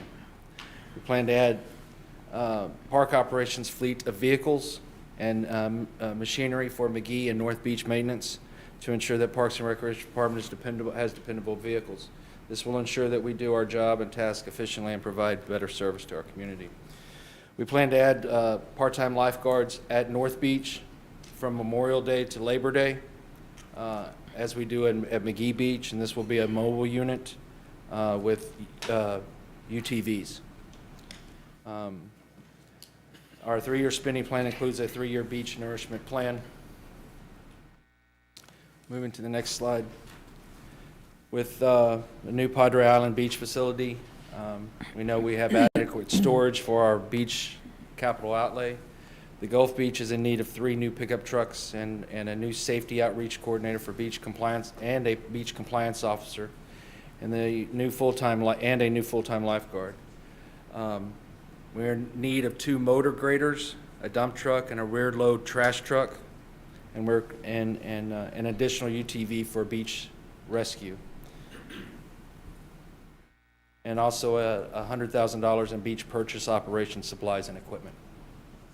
Yeah, right. And so for new folks that may not be aware, new council members, I'm sorry, that bottom picture is the new maintenance facility that's being constructed on city property on down there on Padre Island.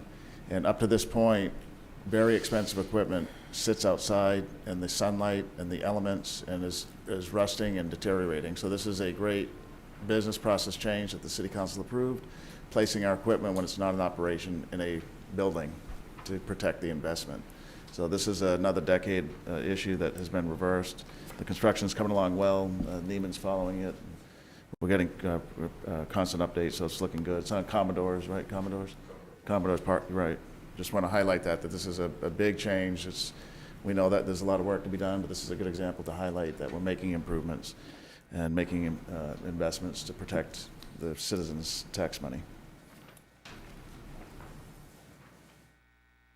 Next slide. We're also on our FY23 enhancements, a safety outreach coordinator position, an administrator and deliver junior lifeguard to administer our junior lifeguard program, and beach safety education campaign and training new water rescue lifeguards. 2 additional senior lifeguards for Gulf beaches and 1 vehicle, and 1 compliance officer and 1 vehicle for beach operations to patrol the 8 miles of Gulf beaches.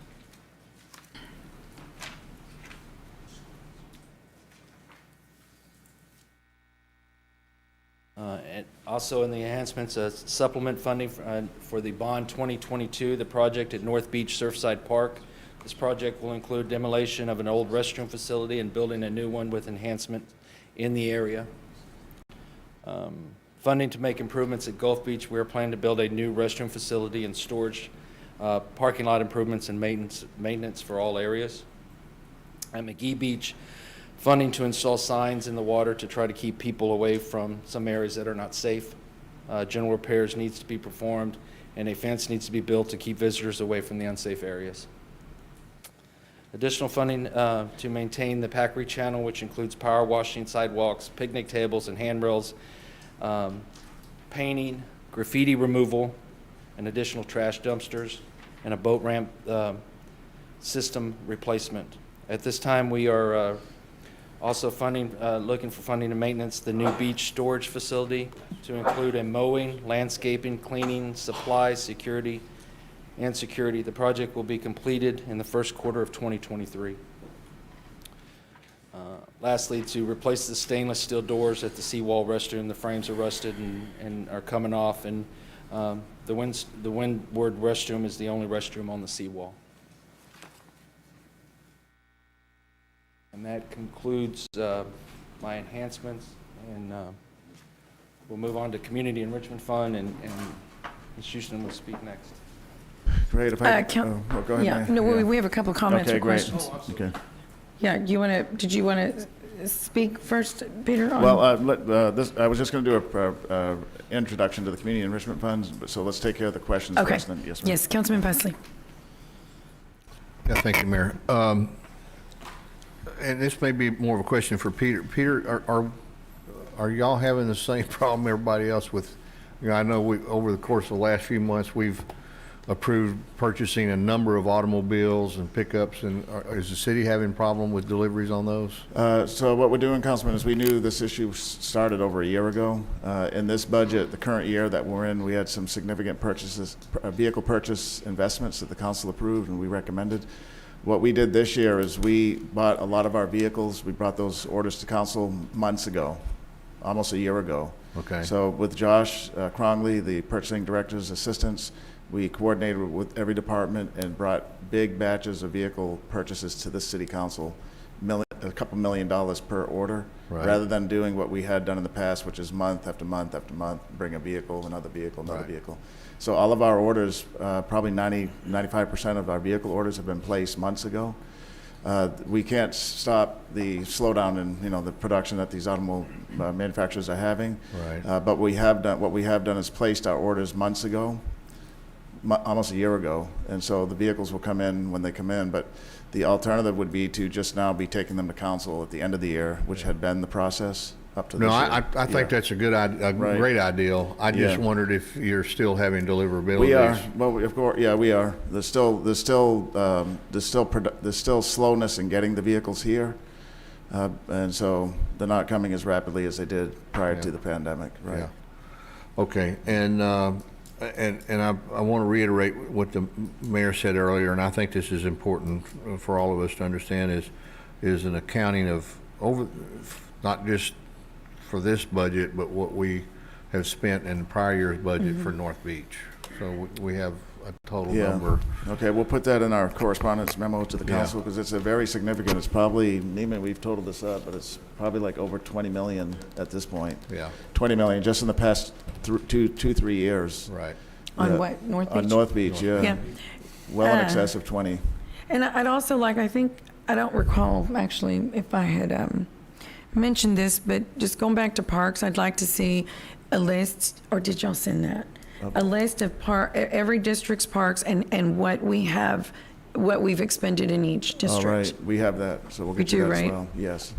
Okay, Yeah. I think we've talked about it, but either Yeah. way, if you can send that to all of us, Okay. I think that'd be very, Sure, absolutely. yeah, very Good good. information. And my last question is, how many, and I think I asked this before, and I apologize, I lost my notes. How many pools does the city have and maintain? 6, sir. 6? Yes, sir. 6 pools? Okay. That includes the natatorium? That includes the natatorium, yes. That includes the natatorium? Yes, sir. Okay. Could I get, Robert, when you have time, a list of those and where sure, they're sir. Yes, located? I know where West Scooth Park is, and I know where the nanatorium is, but I'm, Not Do you guys City have the Hall list there? Park, whatever. yeah, I'm not sure where a baseball park is or what. But, yeah, I'd like to get a list of those. Never. West Gooth, No. HEB, Collier, Nat, Greenwood. Well, you can send it to me later. Yes, sir. I don't need it now. Okay. I'd like to get a list and, you know, the kind of the thing I have about swimming pools is I hope that we're locating them in areas where they're most useful to Yeah. the public. Right, we haven't built, in my 3 Yeah. years here, we haven't built any swimming pools, Councilman, so, and it probably goes back even prior to that. It's probably been a decade before we built any new So pools. this one at Bill Witt will be the first one in a long time. Yes, sir, Yeah. right, and that one is, that is a high-growth area. Yeah. There's no pool near it, so, Yeah. yeah. There's no pools in City Council District 5, put it that way. Okay. Or Yeah, tennis that's kind of courts. what I wanted to Or see tennis is courts. the pools that we currently have, that. where those are located. So a little map, if you will, showing the geographic locations would be nice. Okay, we can do that for you. Thank you. Yes, sir. Yes, sir. Good idea. Councilman Hernandez? Okay, I wanted to circle back on something that you said about the lifeguard training and working with schools. I mean, what can you be more specific as to what schools, what are you referring to? You know, most of our summer lifeguards are high school students, and I think if we have that person to go out there and make contact with them, you know, sometimes to get them involved and get them started early so we can, you know, get them out there and get more guards and. Right. Just so you know, there's several school districts here, and Yes, they sir. all have good swim programs. Flower Bluff probably has the best one. Yes, sir. And they spent a lot of money building their own auditorium. Yes, sir. Cal Allen, Tolosa Midway also have their own swimming pools. Tolosa Midway has a strong swimming program. They do teach your kids to swim. The CCISD uses an auditorium to teach third graders to swim, not very robustly. It's kind of like almost on a volunteer basis by the elementary school. CCISD does not have as strong a swimming program as the other school districts. Yes. But I would venture to say you need to contact your swimming coaches, or at CCISD, the aquatics director's name is Billy McClendon, sir. Yeah, Billy McClendon. So to really, you know, foster what that is and maybe even conduct training as part of their swim programs when the season ends at the end of February and they still have to go to class. That could be the time where you set up training for, you know, advanced life-saving and water safety for all those students and have them an opportunity to get a job, especially the ones that are above 16 years old. But I mean, if you can arrange that Yes, and sir. help cover some of that cost, or you know, provide the instructors, that would be the ideal situation. But if they could do it as part of their classroom, have a skill coming out of it, I can't see how that, you know, we can't do partnerships with the schools with that. For sure. Yes, sir. Right. And to your point, the swimming pools, again, my whole, you know, I was taught how to swim by the Red Cross years ago. I don't know if we have a program with the Red Cross here or not, but, you know, we're surrounded by water. So for me, it's been an important thing because, you know, I've seen we do, my family's involved, you know, with Collins Hope, with Jasani Smith Foundation. And there's been some high-profile drownings of young people here. Yes, sir. And we really need those facilities in order to be able to train them. But whether we partner up Yeah. with Red Cross or whoever it may be to help in We this got it. process, whatever it is, I think we need to make sure we give our kids the opportunity to be able to swim, and in case they're in trouble out on the beach. Yes, sir. Okay. Thank you. I was taught to swim You're at getting a Collier pool, Pool, so. Gil. $10 million. Okay. Well, I hope Councilman, that yes. that design can be placed in Calallen. I Sure. hope that design can be placed in District 3. And, you know, where it's not just a lap pool, but also a recreational area for these kids. And so, we create a lifestyle around swimming. Right. Thank you. Or baseball. That's okay. Or baseball or tennis. We can go to, All right, to feet okay, instead of let's meters. move it along because it's 11 o'clock. Okay, great. Councilman Molina and then Councilman Hunter. Sorry, Peter. Make it snappy. please. All right, I'll make it quick. snappy. Mr. Dodd, I had recently contacted you about these accessibility mats for the ADA accessibility for our beaches. Yes, sir. And I understand that they probably need to be replaced now. Yes, sir. Is the money from that for that coming from this year's budget or this proposed budget? It should be this year's budget, sir. They were Okay. blown away. The mats themselves, we still have the wheelchairs that are accessible that we, I think I told you there's a number you can call to have Yes. those wheelchairs. Now, the mats were, and unbeknownst to me, that they were blown away in Hannah. So we'll get those taken care of and get back there, sir. Okay, thank you. Where are those? They're at the Packard Channel. It's a Oh, mat. mats. Okay. Yes, sir. Yes, Yes, yes, yes. ma'am. For the wheelchair accessibility. Right, yeah, for our right. beaches. Yeah. Councilman Hunter. I just wanted to add, Councilman Pusson mentioned vehicles earlier. We've had some issues with some of the beach vehicles. This is before y'all got here, pretty much all of you. But it could be an easy fix. I think they should be 4x4s. I don't care what vehicle you're driving on that beach, you're going to get caught eventually. Yeah. And that could prevent us a lot of time. I mean, some of those beach patrol vehicles are for safety. If they get caught, then they're not able to protect the citizens. So just throwing that out there. Good point. Something I ran into this summer. Yeah, good point. And then one last point, and then Peter, we'll move on to community enrichment funds. What I'd like to see us consider, opposed to just in one park, is the equipment that is for children with disabilities. I know we focus it just in Salinas Park, but I don't see any reason why there shouldn't be something at some piece of, playground ma'am, equipment for or sure. whatever, at all parks or multiple parks. I would imagine it's just a piece, you don't have to have the whole playscape that is, I don't even know how that works, but regardless, there should be something for children who have a disability in every park. If you think about it, you think if you live in Calallen, or if you live on the island, or if you live on the south side, and you have to go to just one park so your child can play on a playground. That is just I'm gonna let unfortunate. Kevin answer this. I think I found the solution for that. I'm testing it out at West Gooth. It's called a whirlwind. So the actual wheelchair can get onto a merry-go-round. Oh, wonderful. And the kids, Great. kids And without can disability we can should play with just them. think and they about can- doing Yes. that in every park. Yes, I Every agree. park, so that all children have access. Yes, So I ma'am. would That request construction that. will start next month. Great, thank you, Kevin. Okay, Peter, you're Right. on. Yes, ma'am. Okay, thanks, Mayor. So we're going to transition now. We're almost done parks, and we covered a lot, but we are bringing back one final item in parks, which is the Community Enrichment Fund balance.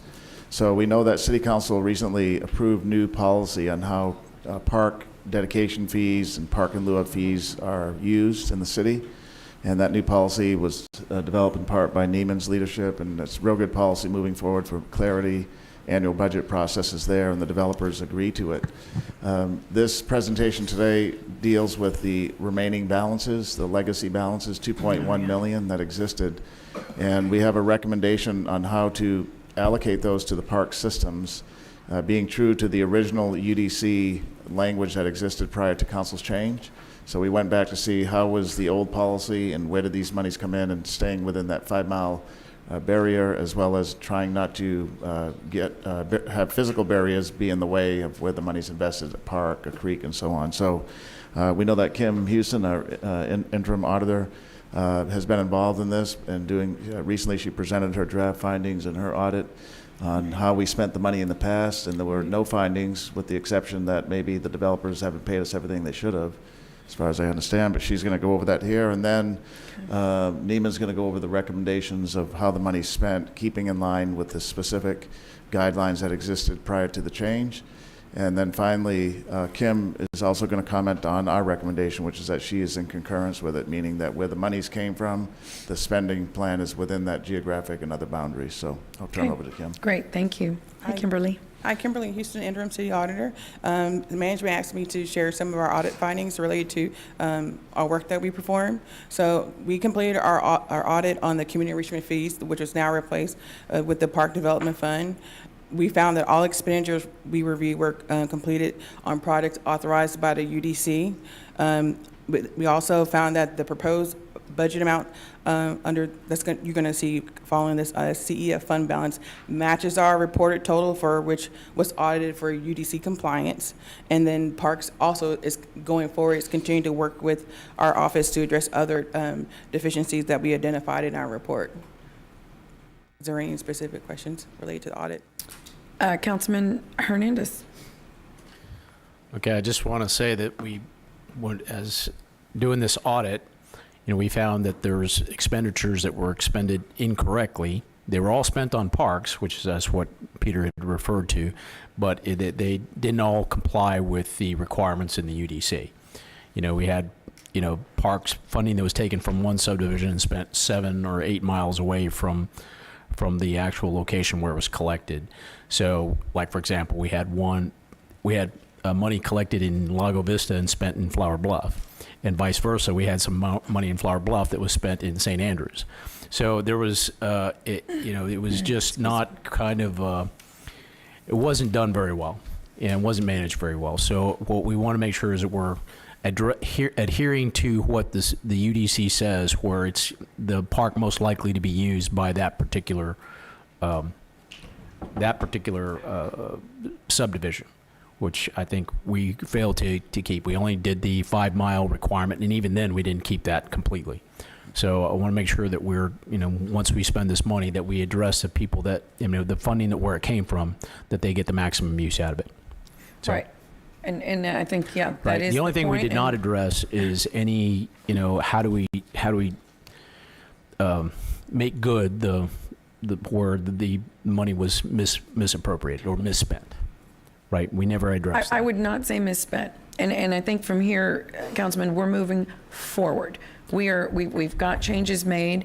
So if we don't want to address the money that was spent incorrectly,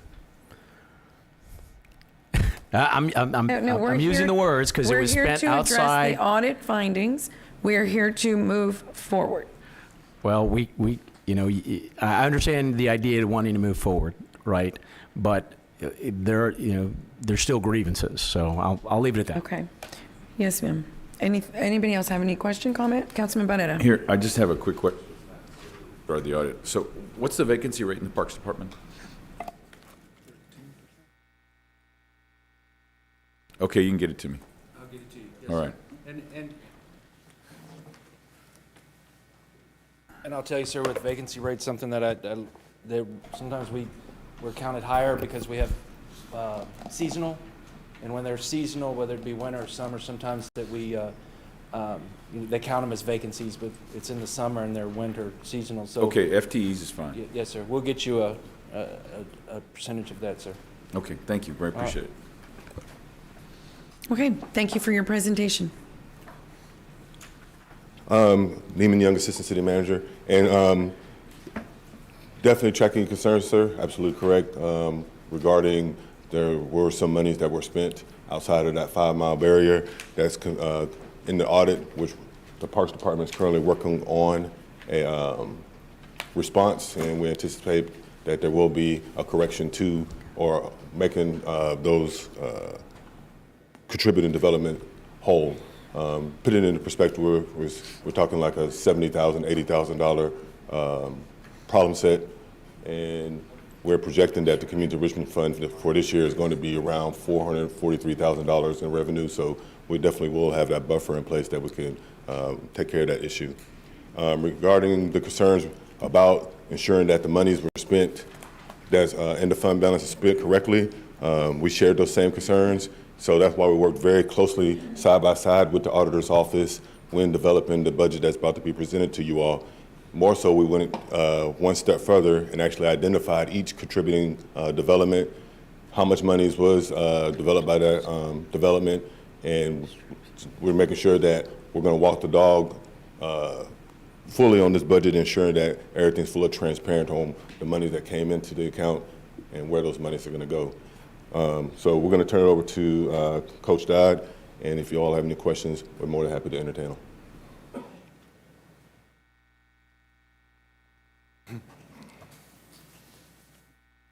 As we transition to the Community Enrichment Fund, to the new Park Development Fund, we are addressing the audit and recommendations, which include standardized records, management, and implementing policies, procedures for the new fund to ensure compliance with the UDC. We're taking the ending balance in the Community Enrichment Fund, separated by district as shown, using these funds for expenditures in accordance with the CEF ordinance. So if you'll move to the next slide. This slide and the next few slides show the Community Enrichment Fund balance by district and the total fund balance after District 5. The fund balance in District 1 is $402,000, and the fund balance in District 2 is $48,000. The fund balance in District 3 is $69,454. District 4 is $677,000. District 5 is $931,000. That brings the total community enrichment fund balance, including all 5 districts, to $2.1 million. I'm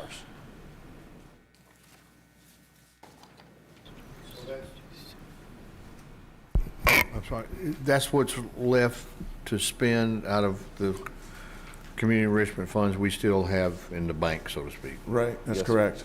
Okay, and that's where they should be spent in those respective districts? Right. Even though, and we talked about this yesterday as we were getting ready for today, the monies, the old policy isn't, the money's not arranged by council district, it's by 5-mile radius. Right. But all of these accounts are within the 5-mile radius within that district, if that makes sense. So you took both things into consideration? When you Right, we'll just package it to make some sense of it, rather than just having a long list of these codes where the money was placed. Okay. It makes sure that you'll see on the expenditure side that they're all within the 5-mile zone. And then we're showing it by district, council district, just to be able to make some sense of it. Okay. Okay, very good. Thank you. There's 300,000 on top of this, but we have to do a little more work with that one with Kim Houston, because there still was some discrepancies on where the money exactly came from. So this 2.1 is all that is confirmed by the audit department on where it came from and then where it should be spent. There is 300,000 that we still have to bring back to council at some point after we work with Kim. Good. Okay. Next slide, please. This slide outlines the expenditures to be made to the Community Enrichment Fund balance in accordance with the Community Enrichment Fund ordinance. So all districts are with their money, with the expenditures are listed there.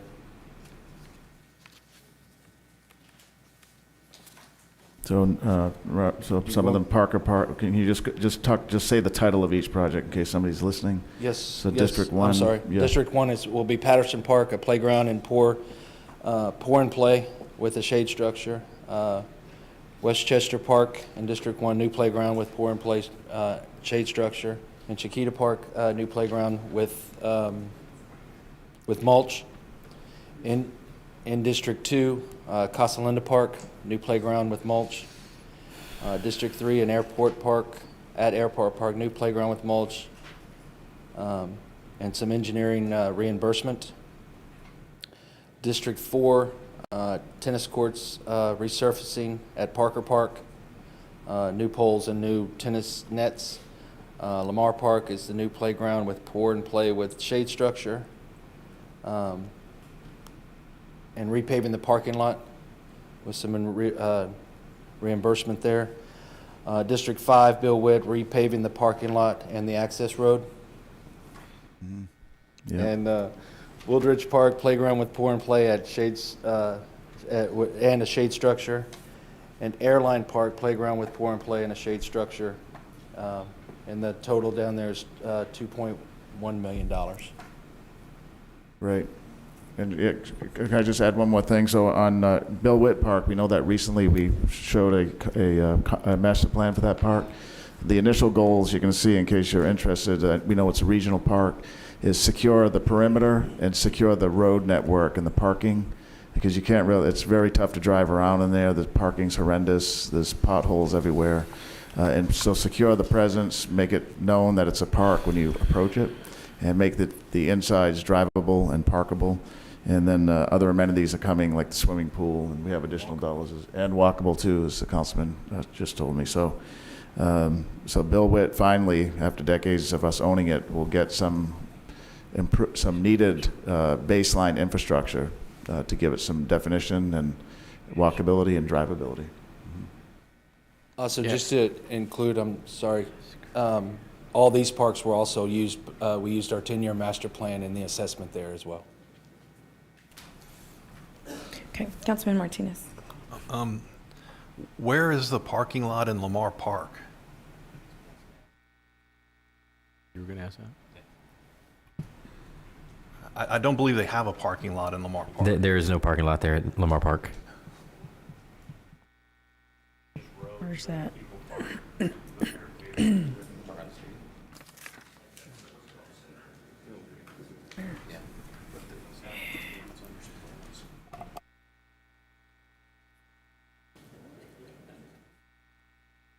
Let us look into that, sir. We'll look into that. Okay, thank you. But Lamar Park is definitely one of the parks that was identified with needs in the PRMP. So if it's not going to be the parking improvements, obviously there are going to be other improvements that can be made in that specific target area. Thank you. Councilman Hernandez. Just to highlight on Bill Witt, on the master plan for Bill Witt, one of the things on there was redoing the infrastructure in terms of roads and parking lots and maybe trails, because there's really no way to walk from one area to another. It's not walkable at all. So before you do any improvements to anything else, like the ball fields or to the soccer fields or even the pool, you need a way to get there and be able to park and be able to walk to things. So a lot of this was kind of the pre-work for anything else. So in future, according, with the master plan, in future, bonds or whatever, we can make those improvements as we go along. But you got to start somewhere. So that's why this was something that we had talked about. Just wanted to kind of amplify on that. Councilman Pusley. I know several years ago, it's been a while back, the city took an inventory of all the parks they had, and actually there were a lot of little parks that weren't being utilized. Are we still doing that kind of inventory, or do we think we have any in inventory that are not utilized, or maybe they're in older subdivisions where? We have 194 parks, and we're trying to make them all, as best we can, usable. And I know some of them are smaller. I'm sorry, say it again. I'm sorry, we have 194 parks. Okay. And we're trying to make them all usable with something, even the smaller ones. Okay. So. But so of those 194, and Kevin, you may know more about this because you've been here longer, are there any of those that we would have judged that are just not going to be utilized no matter what we do? And this is something that we discussed in great length with the Planning Commission and the council when we was reviewing the Community Enrichment Fund. Truth be told, yes, we have 194 parks. Some of them we don't need. Some of them won't even be usable. That's due to the legacy ordinance where we were allowing developers to provide us unusable land that just didn't make sense. Where, remember, we showed you presentations where there were odd-shaped land, you couldn't even furnish it. And that's why you see some of these empty quote-unquote parks as you drive across the city. Yeah. So once we can get the Community Enrichment Fund stabilized, which I believe that we have, now that we have some strong leadership in the director position, the Parks and Recreation Department can be more forward-looking, assessing that inventory and creating that list of parks that we can deem unusable, perhaps bring that to the city manager's office at the council with a recommendation that we should consider, minimizing or making that inventory of parks a little bit smaller. Yeah, see, there's the subdivision I live in, there's an area at the back of the subdivision that was dedicated to the city as a park, and they've never put it, there's never been anything put there, ever. Yes, sir. I'm not sure it's part of the 194, but, you know, if it is, we should either do something there or get rid of it because it's not ever been used. Yes, sir, we don't disagree. And I've lived there 30 years. Yes, sir, we don't disagree. Okay, that's good. Thank you very much. Appreciate that. Thank you. That is the end of my oh, actually, I'm sorry. Next slide. This is the revenues and expenditures for our new park development fund was for FY23 proposed budget is $541,000, and the revenues and expenditures are there. Yeah, this is the going forward policy for the community. This is a community enrichment fund, or what we now have used, the park development fund. And so part of the policy that council approved is annually as part of the budget. When I recommend it, we recommend how we should spend the money. So you can see that this is an estimate based on plats that have been submitted and working with development services. So we estimate that about 541 will come in park development fund revenues. And in these zones, we know that we're using the area development plan zones. Some of them have broken, like zone A and B for the south side. We know there's 9, but some of them have subcomponents. So this is where we think the money will come in. As it comes in, we'll come to council with amendments if we have to the budget to appropriately spend the money, whether it's a purchase order or a contract or what have you. But this is the revenues where we expect to come in, and these are the expenditures based on development services assessments. Is that based on current plats? You're right, yes. Plats and forecasted plats, yeah. Okay, thank you. Yeah, ones that have been submitted since the policy are coming forward. So this will help us. So you can see here $500,000 as compared to legacies of $3-4 million stockpiled over time. So if we attack it annually, address it annually, we won't be in the condition we were before. So this new policy that council approved, that the development community approved as well, is that we use the 9 area development plans. When the money comes in within that area development plan, it gets spent within that plan area only. We don't move it around to different area development zones. And the key thing is that it gets spent, it gets put in production. And I think the clarity in the policy will help us do that, unlike the prior one, which had some ambiguity. Councilman Pusley, do you have a comment? No? Okay. All righty. That concludes the parks presentation. So we have our library would be up next with our library director, Laura. Okay. And while Laura's coming up, Councilman Pusley asked about vehicles, Councilman. So overall, all the vehicles that we've ordered so far, some of them have long lead times because of big trucks, like fire trucks, and about 37% of all the vehicles we've ordered so far through this year have come in. But in like a parks department that we just finished up that has mostly light trucks and vehicles, 73% of their vehicles have come in. So we're making pretty good progress by being proactive on the front end. Yes, sir. Thank you. We'll get Josh to come back over here. Yeah. Here, Mayor, Peter, you know, it's 11:20, and we obviously have some very important departments to cover: Health Department, Neighborhood Services, and Development Services. I don't know. I'm just throwing it out there that if we schedule, because then we're going to be here till 2 o'clock. I mean, or 1:30. No, we're not. I just can't see us going through the Health Department and Development Services before noon. And I'm just offering if we perhaps schedule the rest of it on Monday. I don't know. It's Right. at the pleasure. Well, no, as a matter of fact, I just sent you a message. I think we can get through libraries. We were scheduled to be here until noon, and I think at noon we will break if that is amenable to you, Peter, because I don't want to rush through anything. Right. All of our schedules are to noon, and there's a point where we really need to pay attention, a fresh attention to all of this, and we still are, just so you know, libraries. But I think after libraries, we need to see how we can. That's fine. We'll work with the secretary to get some alternate dates to have another meeting. Yeah. We'll keep to the schedule for next Thursday because those are important ones. We'll definitely keep it. We'll get an alternate date to do these other departments. And I would think we have 2. I would think we only need, another 2.5 hours, maybe 3 for, timing or whatever, to good measure. Right. But yeah, let's do that. And I guess sooner than later, Rebecca, would you be checking on that then? Yes, ma'am. I'll look at some dates and propose those. Okay, wonderful. And Mayor, Yes, if sir. possible, Peter, can we get this before the meeting? We can, yes, sir. And Yeah. so if we do that, I would highly encourage council members to go through the sections they're Right. concerned about and ask the questions ahead of time, so, Yeah. and I'll promise I'll do the same thing, but so we can get through this while we're all still Yeah. young. Right, okay, the next. Oh, he's not here. Can we repeat that?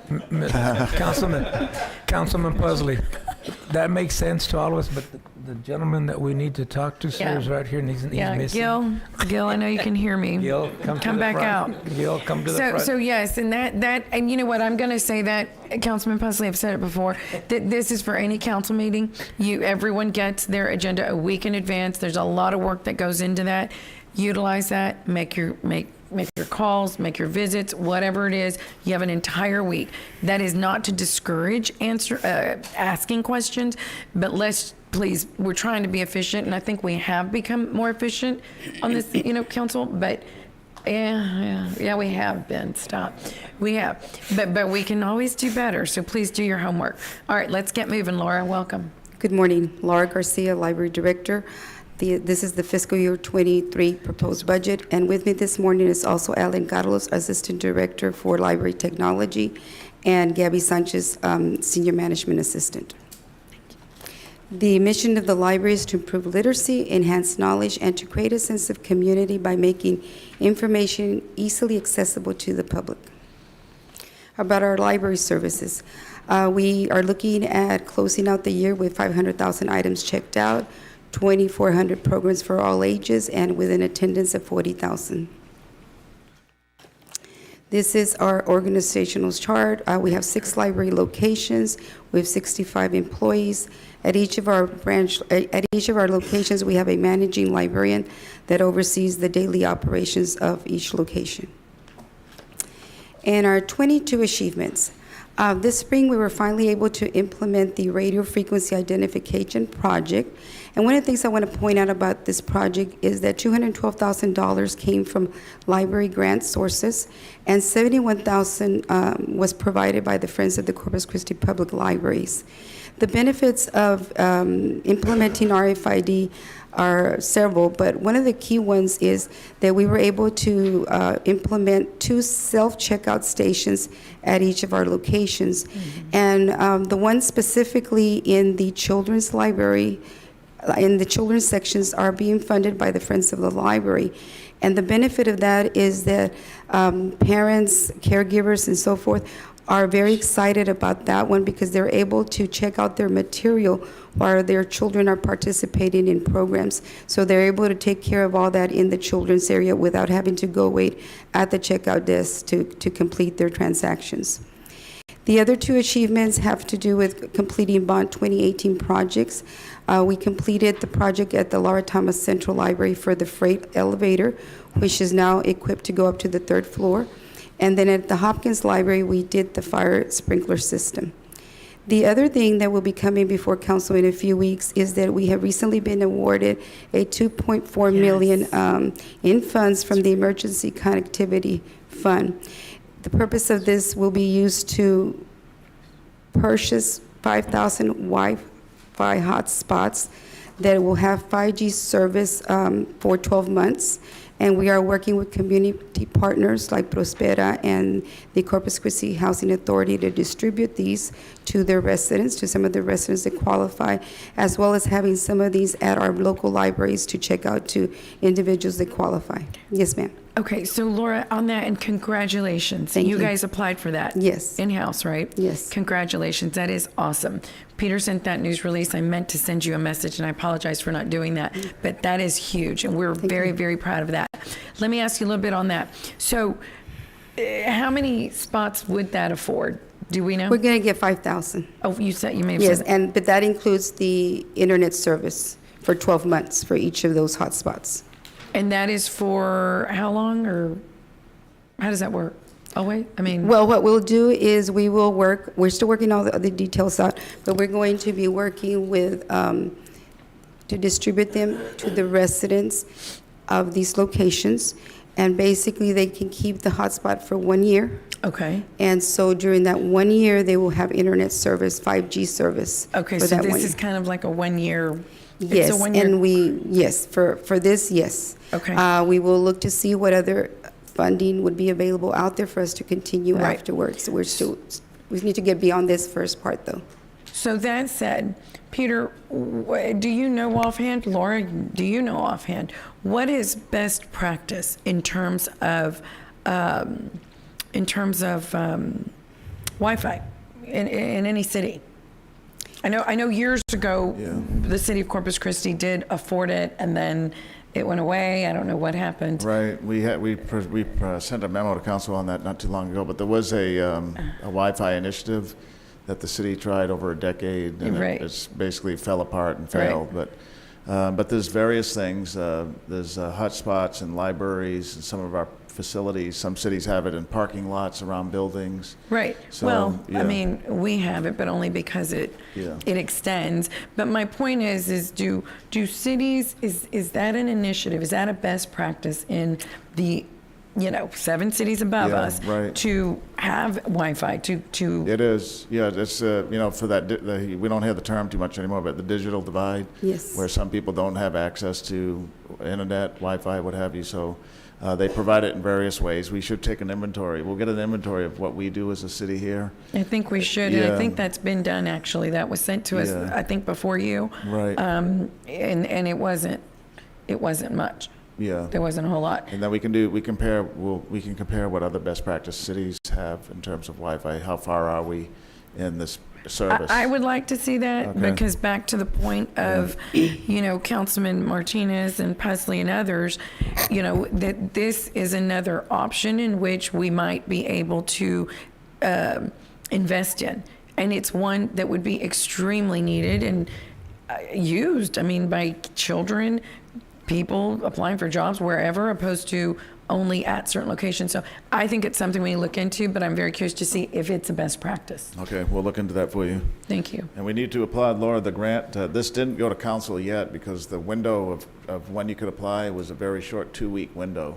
So Laura and her team were attuned to it, and once they got the alert, It's wonderful. they applied immediately. There wasn't a council meeting available to bring it Sure. to council. That's That's why okay. it was kind of right. So we'll be coming to council if we have to, because the money Yes. doesn't come to us. The devices come to us through the entity, the federal government entity.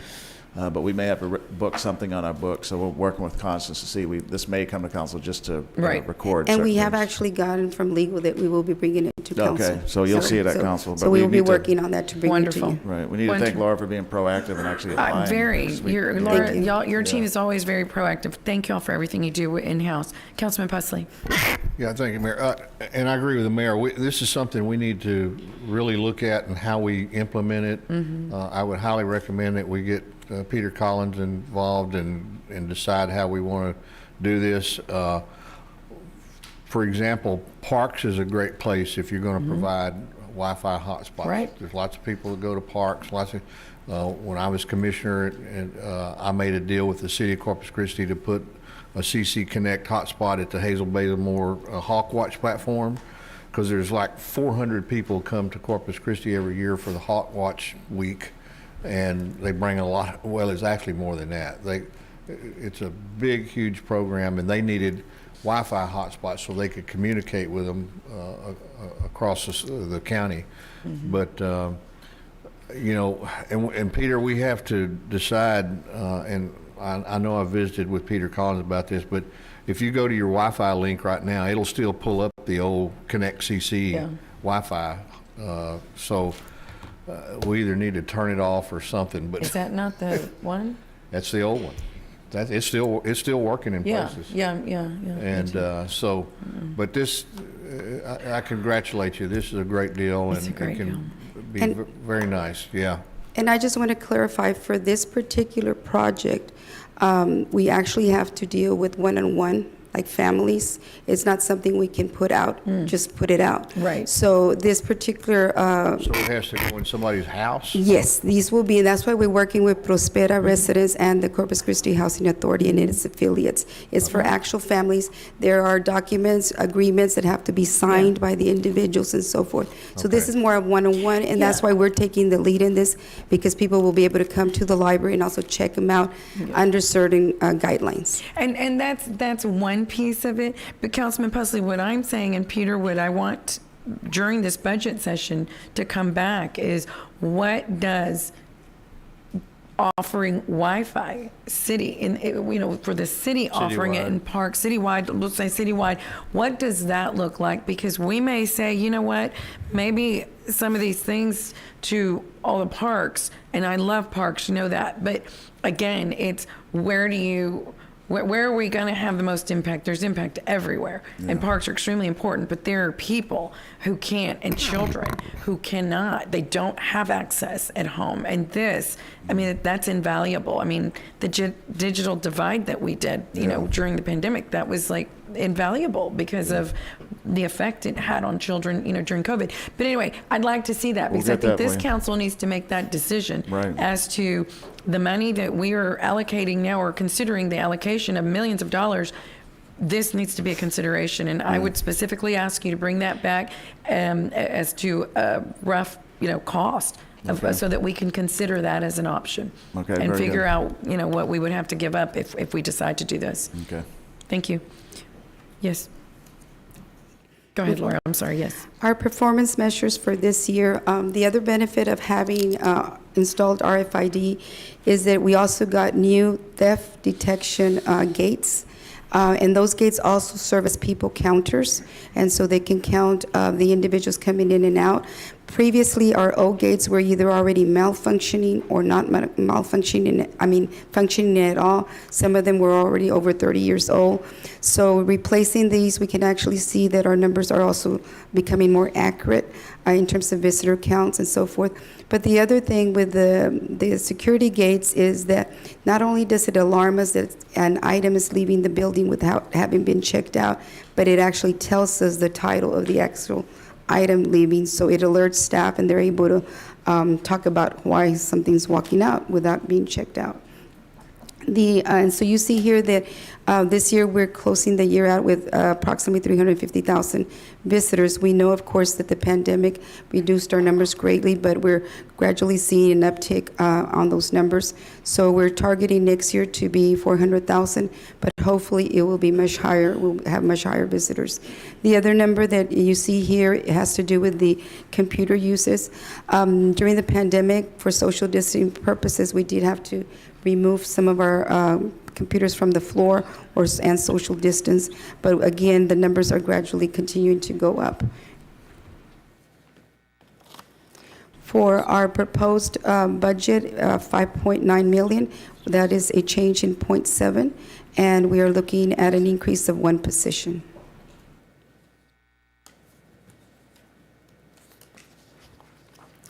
For our proposed budget general fund, the 5.9 million, the breakdown is we get 1% from fines and fees, and 99% from general resources. And as you well know, we are not a generating department. Our services are free to the community, even our programs.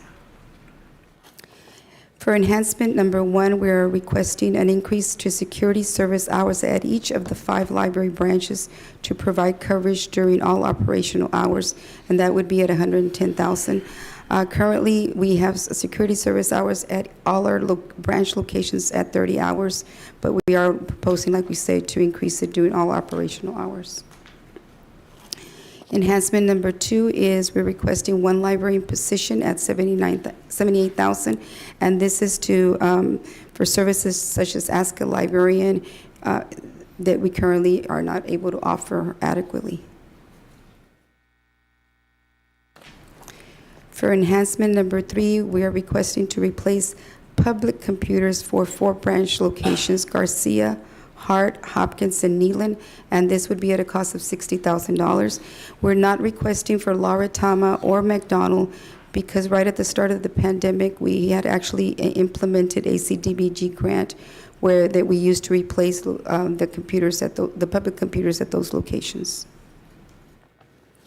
For enhancement number 4, we are requesting to have funding of $100,000 for District 5 to do a location study for a new branch. Currently, the library at that location in District 5 is the Garcia Library. It is one of our most popular, heavily used locations, and the size of that library is a little bit over 13,000 square feet. We do share about 2,400 of that space with Cafe Middle School. Mayor, can I Yes. ask a question on this one? Yes, go ahead. You know, I know we're looking for a new location for this because of, I guess, the security concerns For with what? the Councilman, school. we can't hear you. Can you hear me? Now I can.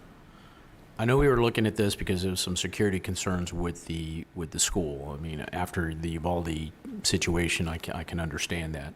However, this kind of brought up something else about possibly co-locating a library with the senior center. And you think about trying to maximize facilities for specific items. I know it's 2 different departments, but maybe we can look at that, use that as an option, because there's not a senior center on the south side either. So, but I could see it as possibly a joint venture with you and Parks to have that, and then maybe use that as a model in other areas. And there are other cities that have that kind of a model. We can probably look into that also. I would think, our seniors would look at it, maybe take their grandchildren as an opportunity for them to use a senior center, and then kids use the library. Could be, We do no a lot of coffee shops. intergenerational programs. Coffee shop. Well, and We can include that. And Laura, and to your point, I know we had a conversation, again, this was years ago, and it was regarding, do people still build senior centers? Or what are they that, you know what I mean, is the more modernized And libraries are being form? seen more as community centers for libraries themselves, so that is an option. And I don't remember the cities right now, but I do know that there's some that do the park, the libraries kind of in the same complex area, so that people can, avail themselves of all the services at the same time.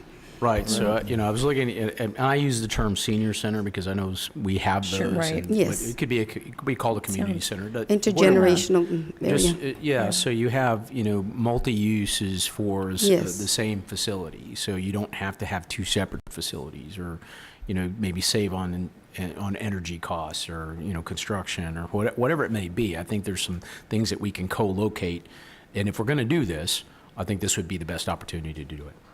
Yeah, Councilman, a more common pairing is a senior center with a youth center.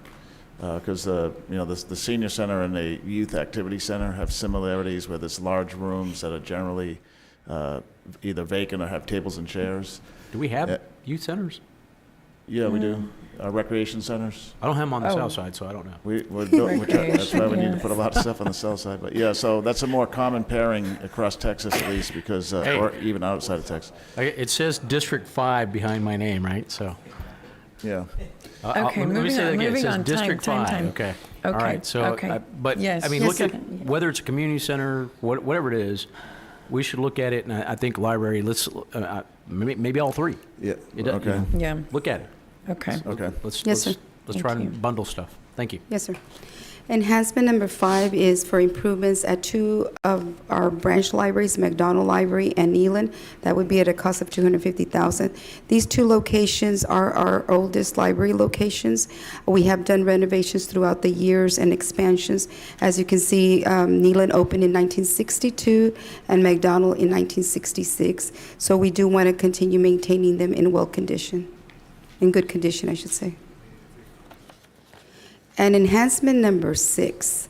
This is for an emergency generator at the Laura Thomas Central Library. That would be at a cost of $100,000. Now, this location is utilized during inclement weather events as a cooling, as a heating center.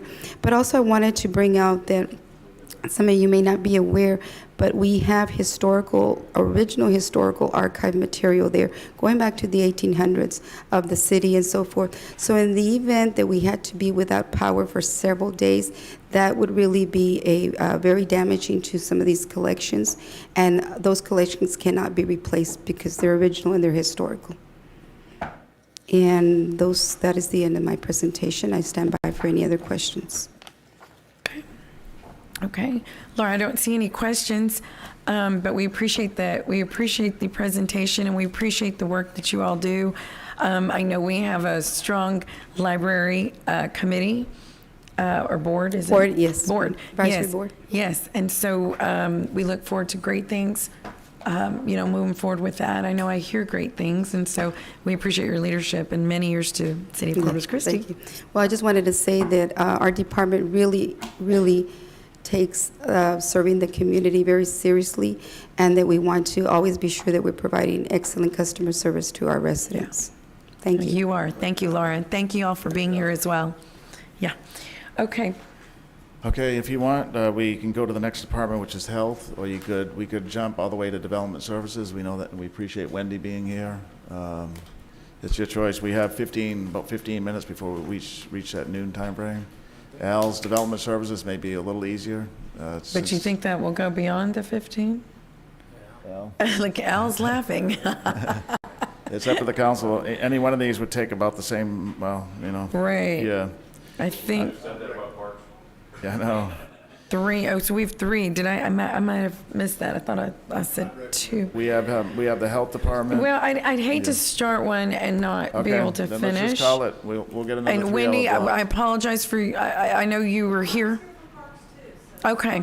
Oh, good. Okay, good. Yeah, thank you, Wendy. Peter, I think Rebecca's can already call it. working on Yeah. dates, possibly Monday, Yes, from ma'am. 9 to noon. So, gentlemen, if you guys can reply to her and let I've her got a know. quorum so far, Mayor, for Monday. I'm going to send an appointment out, Okay. and then if y'all. So Monday it is? What time on Monday, Rebecca? 9 to 12. Okay. If you want to do it early. Are you able? I'm gonna check right now. Well, let's make sure Peter, Yes, of course. yeah. Of course. We had something. Yes, we do. Be good to do it Monday, just so it's still fresh, I guess. And Eddie and Constance also, of course. Sure. But 9 to 12, right? You can. Yeah, Monday, it's very difficult to get this one scheduled, but we have to meet with the large water users at 10:30. I can have somebody sit in my place here. Oh, I'm going to he's- be yeah. unavailable at 10:30 on Monday because we're meeting with the large water users, large volume water users. We've tried to schedule it 3 times, and so we finally got it with Bob Paulson. I have it at 10:30, I mean. The afternoon, there's a Type A meeting. Yeah,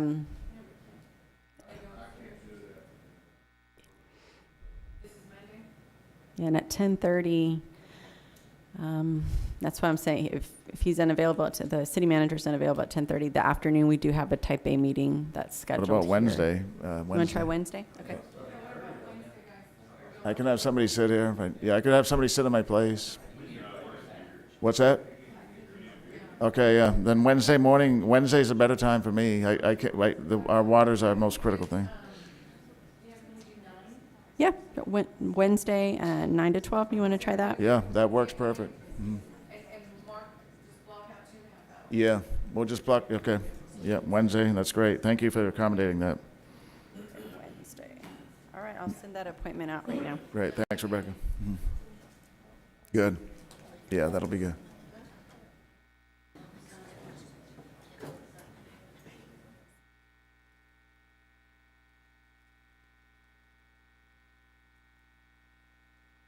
You available in the afternoon, Wednesday, or no? Not at all?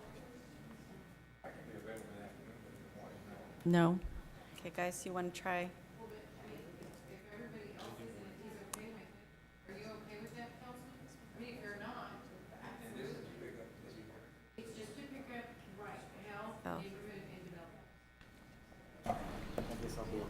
How do you feel? Do you want to look for another date, or are you okay? You guys can keep going. You sure? We need to get this stuff done. But we can look. Y'all keep going on it. Y'all go ahead and meet. Okay. So keep it on Wednesday, the 17th, from 9 to 12. Is that right? Yeah. Wednesday. Okay, well, I'm going to send that out. Okay. Great. Okay, our next event then is this evening, and City Council District 3, Councilman Barrera will be hosting our 6 o'clock community meeting, and we want to remind everybody that you can also social media in, if you can't make it there in person. We'll be on Holly Road at the city's water facility building.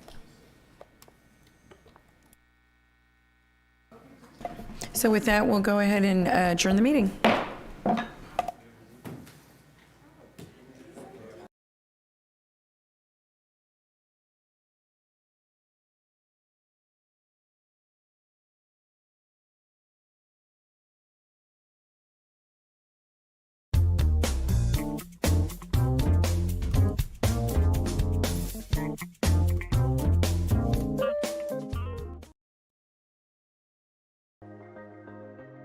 November 8th is Election Day, and if you choose to run for mayor or city council, there are 2 required forms that you must fill out.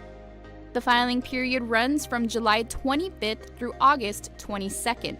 The qualifications to become a candidate are listed in detail in the candidate packet available on cctexas.com. You can also get a paper or digital version of the packet from the city secretary's office located in City Hall. The first